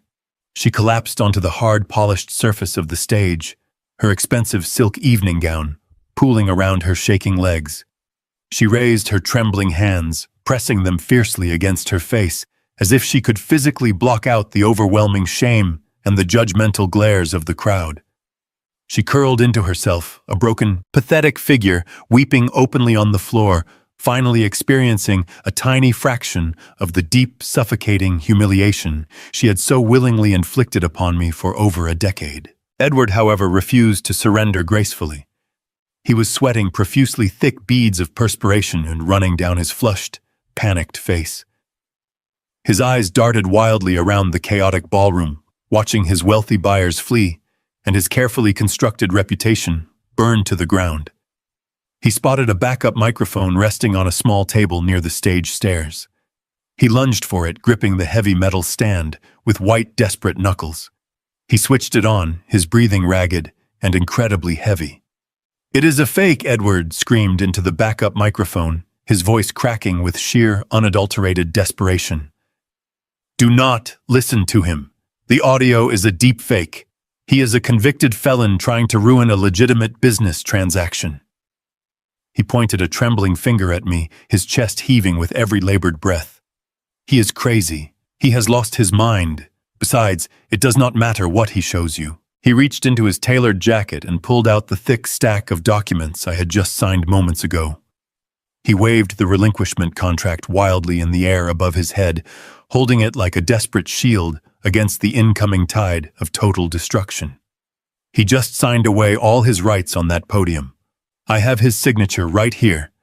The company is legally mine, and I am finalizing the sale right now. You can never stop me from taking what is absolutely rightfully mine, Richard. Edward stood there panting, holding the relinquishment contract high above his head like a desperate shield against the rising tide of absolute ruin. His chest heaved violently under his custom-tailored tuxedo. He was completely trapped in a corner of his own making, but his massive ego simply would not allow him to surrender. He clutched the backup microphone, his knuckles turning pure white as he scanned the grand ballroom for any sign of support. But there was none. The corporate elites who had worshipped him just 10 minutes ago were now staring at him with profound horror and disgust. Even through the panic, Edward tried to maintain his grip on power. He pointed a shaking finger at me, his face slick with heavy perspiration. "He is a convicted felon," Edward screamed, his voice cracking horribly through the speakers. "He forged those documents. He is just trying to extort me because he is broke and jealous. It does not matter. The company is legally mine. I have the signed paperwork right here. I am finalizing the sale right now." I did not raise my voice. I did not even flinch. I simply stood at the crystal podium and looked at my brother with a warm, terrifyingly calm smile. The sheer tranquility of my expression made his frantic ranting look even more pathetic. I reached out and gently tapped the microphone in front of me, ensuring the entire room could hear my next words perfectly. "Edward I," said my tone incredibly gentle and almost conversational. "You have always been so utterly obsessed with the paperwork, but you really should have paid a little more attention to the people sitting at your table. About that contract you are holding. You should probably check the buyers." Edward froze. His frantic eyes darted from my face down to the front row, looking for the 4 sophisticated European venture capitalists who were supposed to save him. Before Edward could even process my words, a deafening crash echoed from the back of the grand ballroom. The heavy gilded brass doors were violently kicked open, slamming against the marble walls with a terrifying force. The polite, refined atmosphere of the corporate gala was instantly obliterated. Dozens of heavily armed tactical agents stormed into the room. They wore dark tactical gear with the bright yellow letters of the Federal Bureau of Investigation and the Securities and Exchange Commission emblazoned across their tactical vests. The sheer volume of their synchronized movement shook the floorboards. "Federal agents." "Nobody move," a booming voice commanded over a heavy megaphone. "Stay exactly where you are and keep your hands visible." The wealthy guests shrieked and scattered, pressing their backs against the floral-decorated walls, completely terrified by the sudden invasion of federal tactical units. But the true shock came from the very front row. The 4 men in expensive Italian suits, the men Edward had proudly introduced as prominent European investors, did not run for the exits. Instead, they moved with lethal, coordinated precision. They reached under their tailored jackets and simultaneously drew heavy, dark firearms. They ripped thick metal badges from their interior pockets and let them hang from heavy chains around their necks. They were not cartel representatives. They were deep-cover federal agents. The lead undercover agent, a tall, imposing man with sharp eyes, vaulted over the VIP table and marched directly toward the stage stairs. His weapon was pointed squarely at the floor, but his posture radiated absolute, undeniable authority. Edward staggered backward, completely paralyzed by the unfolding nightmare. The relinquishment contract slipped slightly in his sweaty grip. He looked at the armed agents, then at Diana weeping on the floor, and finally back to me. His brilliant, calculating mind was completely short-circuiting. He could not comprehend how his flawless, highly insulated criminal enterprise was currently being dismantled by the federal government in the middle of his own celebration. I stepped away from the crystal podium and walked slowly across the stage until I was standing merely inches away from my trembling brother. I looked down at him, letting all 12 years of my suppressed anger and righteous vengeance settle perfectly into my steady gaze. The warm smile faded from my face, replaced by a cold, calculating intensity that made him physically shrink away from me. Did you really think I just sat in a concrete cell for 12 years doing absolutely nothing? Edward, I asked, my voice low, but carrying an undeniable, devastating weight. Did you think I spent 4,000 days staring at a wall while you stole my life and poisoned my tea? You severely underestimated my patience. For the last 4 years, I was not just a disgraced convict. I was a highly classified confidential informant for the Federal Bureau of Investigation. Edward let out a choked, breathless gasp.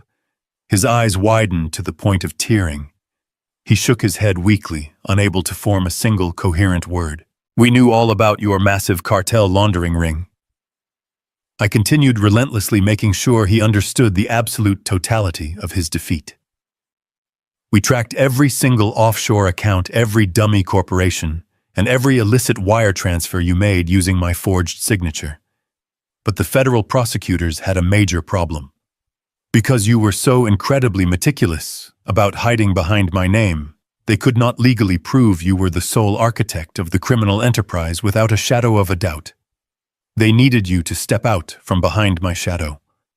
They needed you to willingly and publicly claim total, undeniable ownership of the contaminated assets. We just needed you to formally claim sole ownership of the illicit assets to bypass those complex corporate shielding laws. That thick stack of papers you are desperately clutching is not your ticket to freedom, I whispered, stepping back. It is your signed, verified confession. The tall undercover agent climbed the short flight of stairs and walked purposefully onto the stage. He was Agent Mitchell, the lead financial investigator who had worked with me in the shadows for 4 grueling years. He holstered his weapon and stepped directly in front of my brother. Edward was trembling so violently that his knees seemed ready to buckle. His arrogant posture had completely collapsed, leaving behind nothing but a terrified, pathetic shell of a man. Agent Mitchell reached out and firmly took the signed relinquishment contract right out from Edward's weak, trembling hands. He flipped through the crisp pages, his eyes scanning the perfectly executed signatures I had provided just minutes earlier. He snapped the folio shut with a sharp, definitive sound that echoed across the quiet stage. He looked at Edward with an expression of pure professional disdain. Thank you for documenting your sole liability for the cartel debt. Edward, Agent Mitchell said coldly, pulling a pair of heavy steel handcuffs from his tactical belt. You have just made our absolute hardest job incredibly easy to finish tonight. It is truly over for you. The entire criminal syndicate you spent 12 years building is going to be completely dismantled piece by careful piece. And you will be spending the rest of your miserable life inside a concrete federal prison cell. The reality of those words crashed into Edward with devastating force. He stood completely frozen on the brightly lit stage, staring at the cold handcuffs dangling from the agent's hands. He started hyperventilating, drawing in short breaths as the walls of his criminal empire rapidly collapsed around him. The sophisticated corporate titan was completely gone. In his place stood a desperate animal thrashing against an inescapable trap. He shook his head so violently that sweat flew from his forehead and splattered against the crystal podium. He looked frantically past Agent Mitchell and locked his terrified eyes onto the undercover cartel representatives standing at the bottom of the stage stairs. Wait! Edward screamed, his voice pitching upward into a shrill wail of sheer panic. You do not understand. We can still fix this. The company still holds all the original patents. We still possess the foundational source code that drives the entire global infrastructure. He took a stumbling step forward, his hands raised in a pathetic, begging gesture toward the men he thought were his partners. I will sell the patents tomorrow morning. Edward pleaded, his words tripping over each other in desperate haste. I can liquidate the intellectual property. I can make you completely whole. I still own the tech. I still control the most valuable software algorithm in this industry. We can pay off the entire debt. You just have to give me 24 hours to secure the buyers. I stood perfectly still, watching my brother humiliating himself in front of the federal agents and fleeing corporate elites. I allowed him to exhaust his final reserve of false hope. When his frantic begging faded into breathless panting, I took a slow, deliberate step forward. I moved past Agent Mitchell, inserting myself directly between the federal authorities and the man who shared my blood. Edward looked at me, his eyes wide and completely feral, silently pleading for a lifeline he did not deserve. I reached inside the breast pocket of my oversized tuxedo jacket. My fingers bypassed the silver fountain pen and wrapped around a secondary legal document I had carried all night. I slowly pulled out a crisp piece of ivory parchment, unfolding it with agonizing slowness under the harsh glare of the spotlight. "No, Edward," I said, my voice dropping to a low, resonant timbre that demanded absolute silence from everyone in the ballroom. "No, you absolutely do not." Edward stared at the folded paper, his bloodshot eyes darting frantically between my calm face and the document in my hands. He swallowed hard, his Adam's apple bobbing nervously against his tight collar. "What is that?" he croaked, the false bravado completely drained from his trembling voice. "This is the ultimate consequence of underestimating your older brother," I replied smoothly. 13 years ago, long before the federal investigators ever raided our corporate offices, long before you forged my digital signature and framed me for your early crimes, I noticed a few troubling discrepancies in our accounting ledgers. I did not know exactly what you were planning back then, but my instincts told me to protect the foundational architecture of my life's work. I refused to leave my greatest creation vulnerable to anyone, not even my own family. So I took an immediate classified precaution. I stepped closer, closing the physical distance between us, until I could see the tiny reflections of my own face in his panicking eyes. I quietly transferred the exclusive copyright of our core algorithm and every single foundational software patent out of Caldwell Tech. I reassigned total ownership to a completely anonymous holding company registered under the name Aegis Systems. I am the sole owner of that holding company, and I always have been. Edward's jaw dropped slack. He shook his head back and forth in rapid movements, unable to process the magnitude of the corporate checkmate I had just revealed. "That is entirely impossible," he stammered, his voice barely a hollow whisper.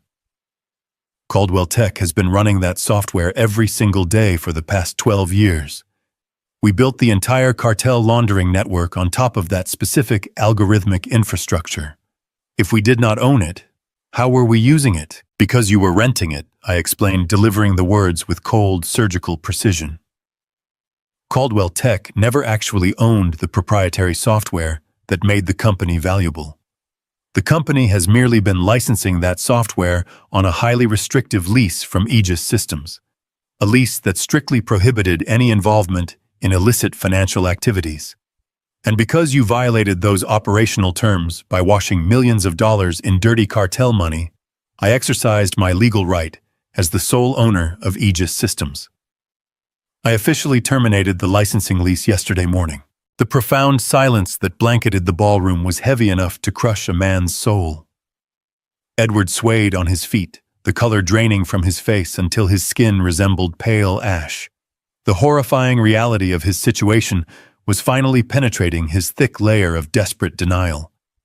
He was beginning to understand the full devastating architecture of the trap I had spent 4 years building with the federal authorities. I stepped right into Edward's face, towering over his trembling frame, ensuring he felt the absolute weight of his impending doom. "You did not steal a $50 million tech company 12 years ago," Edward first stated, my voice echoing with ruthless finality. "You stole a completely empty corporate shell. You spent a decade inflating that shell with over $100 million in toxic, illicit cartel debt. You thought you were the mastermind. You thought you were using my legacy to build an untouchable criminal empire. But all you were doing was packing explosives around your own feet." I pointed down at the signed relinquishment contract that Agent Mitchell was currently holding.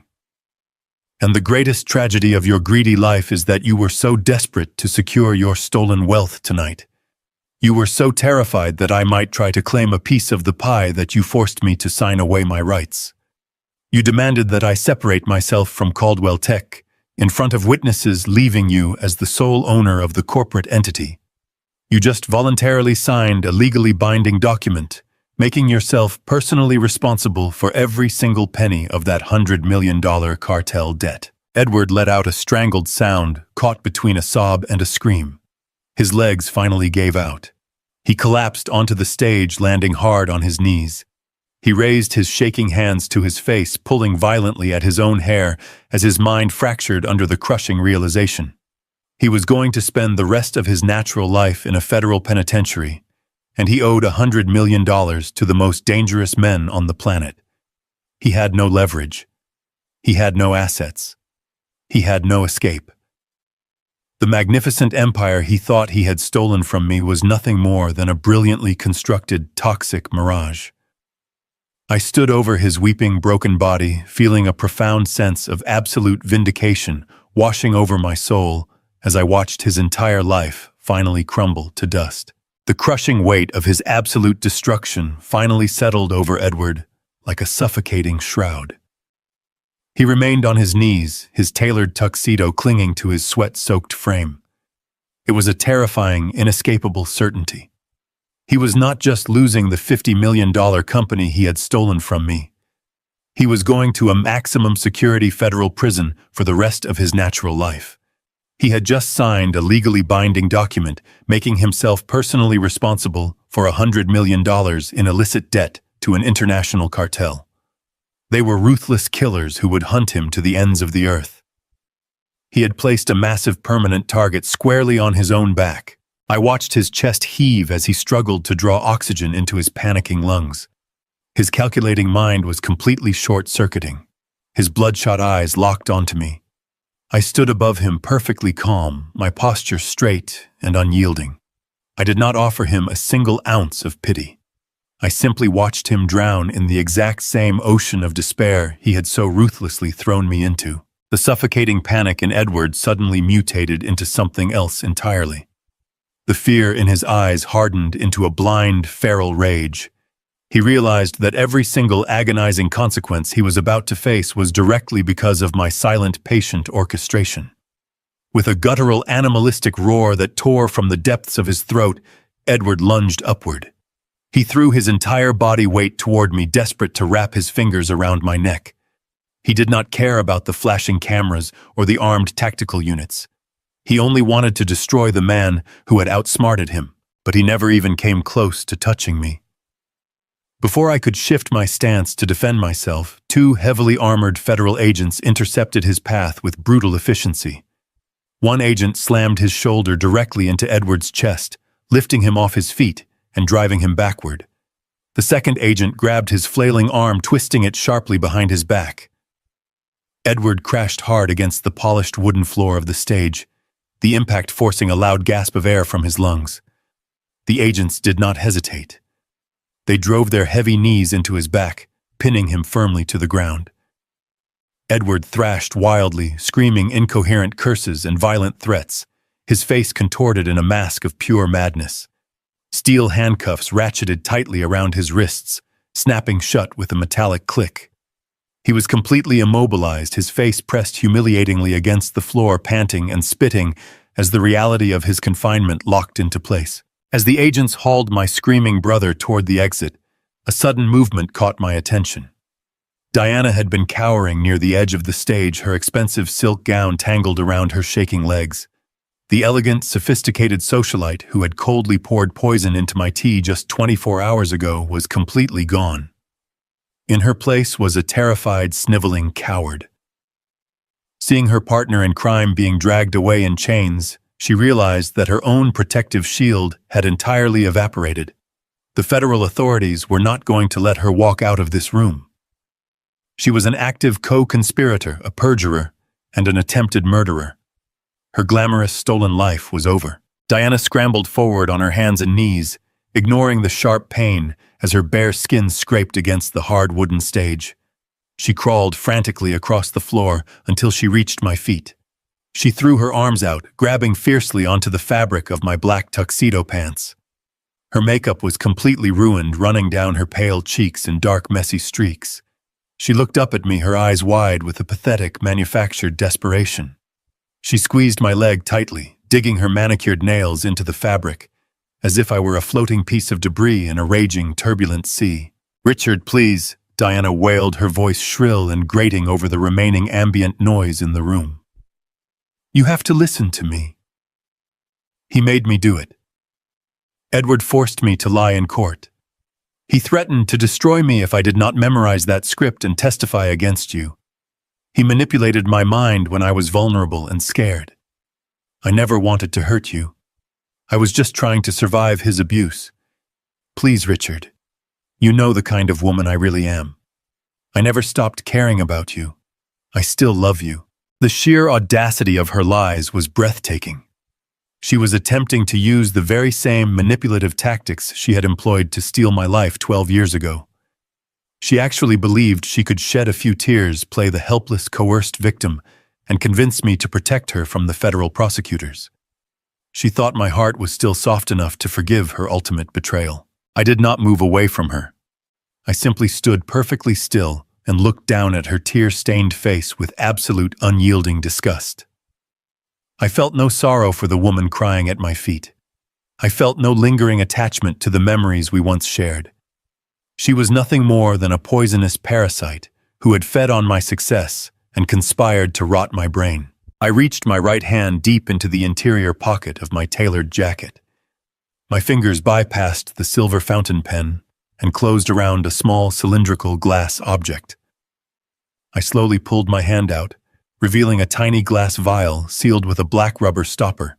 Inside the transparent glass rested a fine, pale yellow powder. It was the exact neurotoxic chemical she had been meticulously crushing and dissolving into my nightly chamomile tea. I had managed to secure the remainder of her stash earlier that afternoon while she was busy getting her hair styled for the grand gala. I held the small glass vial up to the bright overhead spotlight, ensuring she could see exactly what it was. The moment Diana recognized the container, her desperate sobbing abruptly stopped. Her eyes widened in sheer, paralyzing terror. Her mouth hung open, but no sound came out. She realized I knew absolutely everything. I knew about the forged documents, the offshore accounts, and the slow, deliberate attempt to murder my cognitive functions. I opened my fingers and let the glass vial fall. It dropped through the air and landed perfectly in the center of her lap, resting against the expensive silk fabric of her designer evening gown.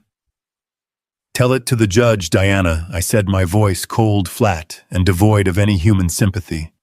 "Enjoy the food in federal prison." I stepped back firmly, pulling my pant leg completely out of her desperate, grasping grip.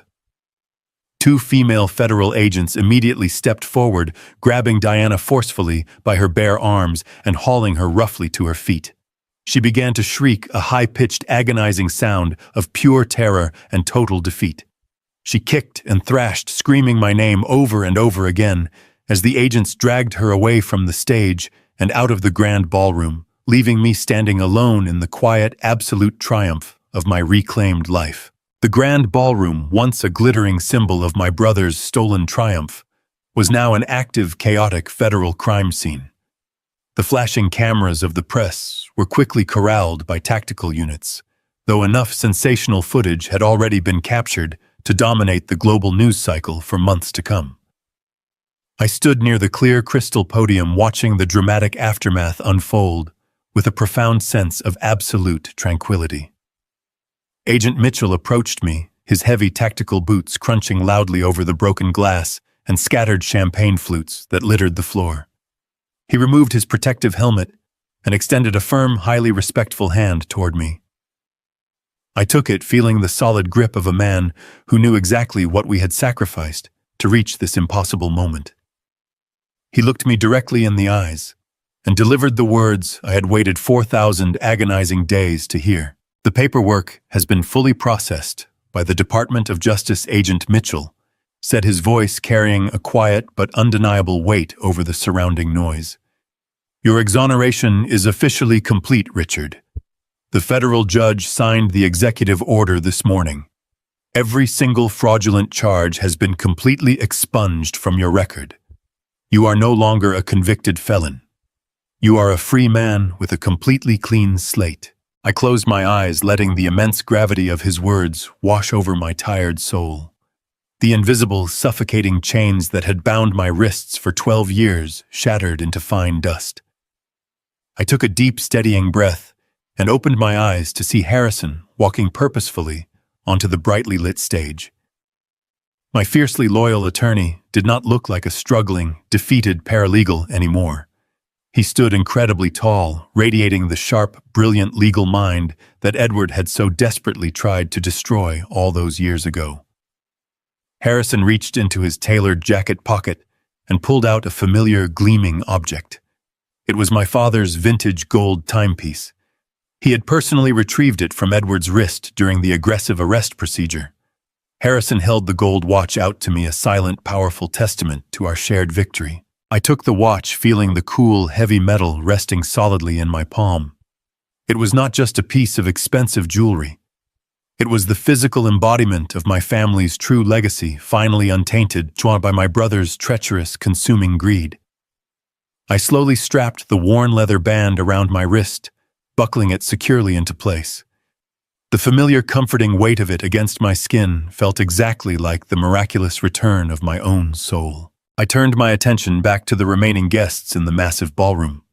The shell-shocked board members of Caldwell Tech were huddled together near the overturned VYP tables, looking at me with a potent mixture of profound guilt and absolute paralyzing terror. They knew they had completely abandoned me, and they knew I now held their professional fates entirely in my two hands. I stepped up to the microphone one last time. My voice echoed clearly across the silent, heavily guarded room, demanding total attention. Caldwell Tech is officially dead, I announced, delivering the final corporate verdict without a single ounce of hesitation or regret. The company you all knew and profited from was nothing more than a corrupted, hollow shell, and it will be completely liquidated by the federal government tomorrow morning to settle the illicit debts my brother accumulated. But the foundational technology, the proprietary algorithms, and the true untainted vision behind this empire belong exclusively to Aegis Systems. I paused intentionally, letting my sharp gaze sweep over the terrified corporate executives who had once betrayed me. Aegis Systems is launching tomorrow morning, I continued smoothly. We will be operating with a completely clean slate and a renewed culture of absolute unwavering integrity. We are actively hiring, but we will be highly selective about who we bring into our new home. And I am incredibly proud to announce that Harrison Wright will be stepping in immediately as my Chief Operating Officer. Harrison stood proudly beside me, nodding firmly to the captivated crowd, officially reclaiming his rightful place at the absolute pinnacle of the corporate world.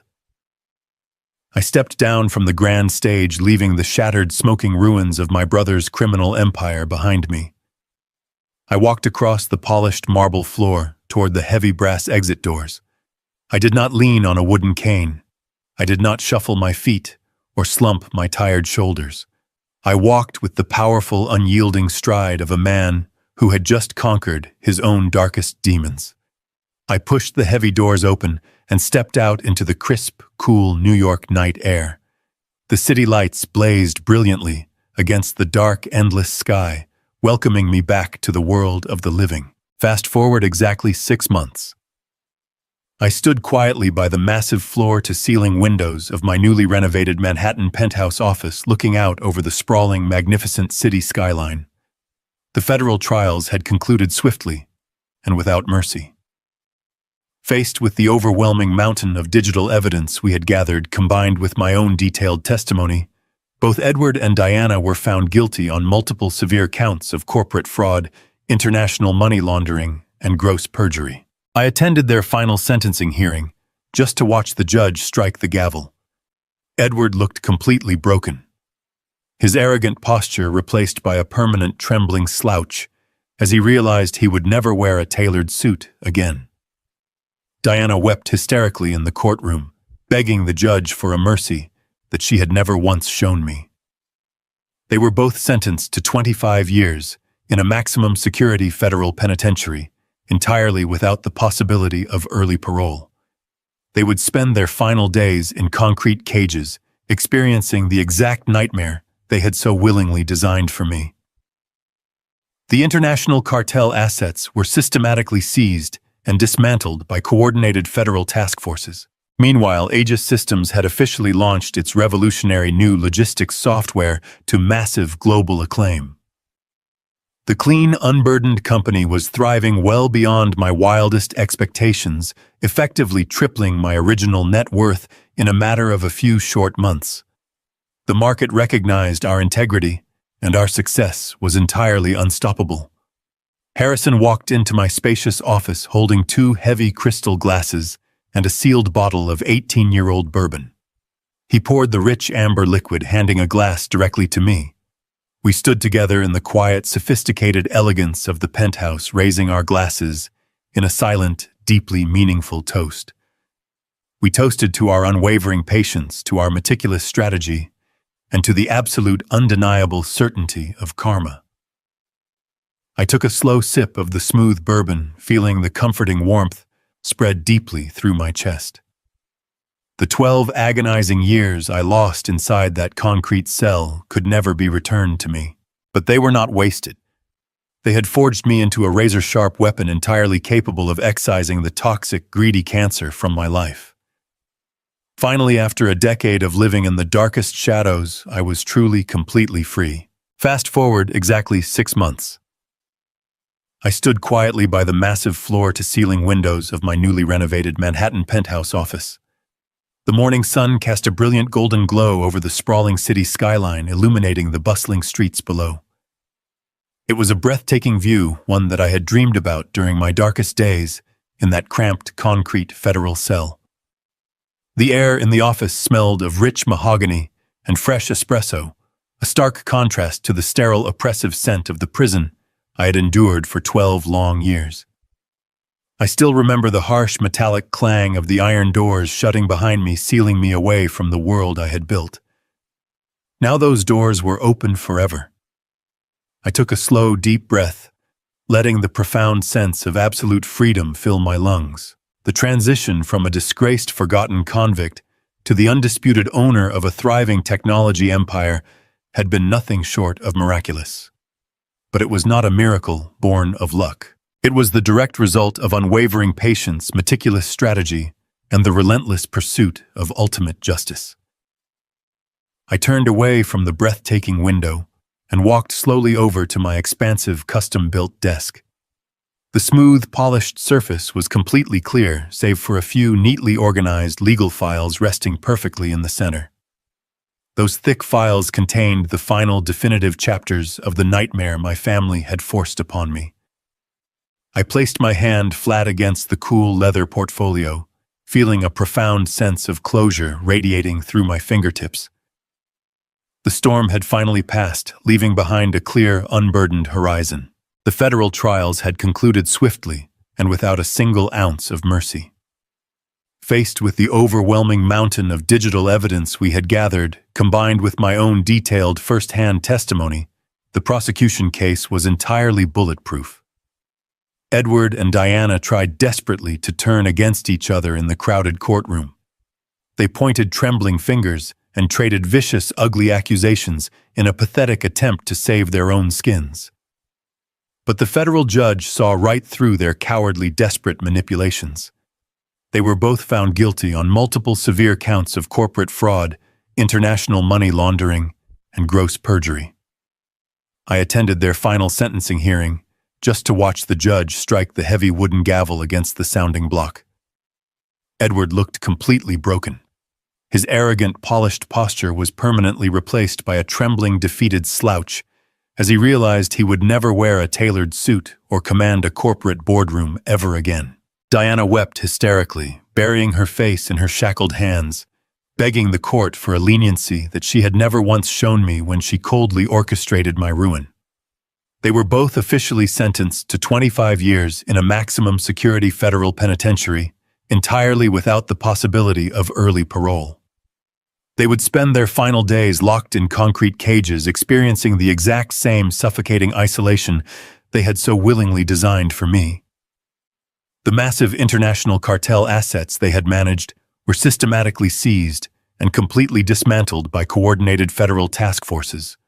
Their illicit empire was erased from existence, leaving them with absolutely nothing but the crushing weight of their own monumental regrets. The millions they had once stolen were gone. They learned the hardest way possible that building a life on a foundation of lies only guarantees a spectacular, unavoidable collapse when the foundation finally crumbles into dust. Meanwhile, Aegis Systems had officially launched its revolutionary new logistics software to massive, unprecedented global acclaim. The clean, unburdened company was thriving well beyond my wildest expectations. Without the toxic weight of my brother's criminal enterprises holding us back, our proprietary algorithms revolutionized the industry supply chain across the entire world. In a matter of a few short months, the incredibly successful launch effectively tripled my original net worth. The market recognized our absolute integrity, and our corporate momentum was entirely unstoppable. The heavy oak doors of my office opened with a soft, quiet click. Harrison walked in looking sharp and incredibly confident in his new role as my chief operating officer. He carried 2 heavy crystal glasses and a sealed bottle of rare 18-year-old bourbon. He walked over to the small wet bar near my desk, uncorked the dark glass bottle, and poured the rich amber liquid. He handed a glass directly to me, a proud, knowing smile resting comfortably on his face. We stood together in the quiet, sophisticated elegance of the penthouse, raising our glasses in a silent, deeply meaningful toast. We toasted to our unwavering patience, to our meticulous strategy, and to the absolute, undeniable certainty of karma. I took a slow sip of the smooth bourbon, feeling the comforting warmth spread deeply through my chest. I turned to look out over the city skyline once more. The 12 agonizing years I lost inside that concrete cell could never be returned to me. But as I stood there in the sunlight, I realized they were not wasted. They had forged me into a razor-sharp weapon entirely capable of excising the toxic, greedy cancer from my life. Finally, after a decade of living in the darkest shadows, I was truly, completely free. Trust is the most valuable currency a man can possess, but blind trust is the quickest path to absolute ruin. When you spend your entire life building a meaningful legacy, you must always be prepared to defend it from those standing closest to you. The most devastating betrayal rarely comes from your known enemies. It almost always comes from those who smile warmly at your dinner table, the ones who claim to love you while secretly plotting your downfall. Time is the ultimate judge and the ultimate truth-teller. It may take a single day or it may take 12 agonizing years, but the truth will inevitably rise to the surface and shatter the darkest of lies. Never let immense hardship or profound injustice break your spirit. Instead, let the heavy weight of those trials forge you into someone completely unbreakable. True justice is rarely swift, and it is almost never easy, but it requires ultimate, unwavering patience. If you can maintain your focus, keep your mind sharp, and refuse to surrender to despair, you will eventually find the perfect moment to strike back. You must become the silent storm that your enemies never see coming until it is far too late for them to run. If my story of surviving profound betrayal and fighting back for ultimate justice resonated with you today, please take a moment to hit the like button and subscribe to the channel. Let me know in the comments exactly where you are watching from today, and tell me if you have ever had to bravely stand up against the people who severely underestimated your true worth. I read every single comment, and your incredible support means the absolute world to me. Please share this video with anyone who might need a reminder that they are strong enough to overcome their darkest days. Stay sharp, always trust your deepest gut instincts, and never ever stop fighting for the beautiful life you rightfully deserve. Thank you so much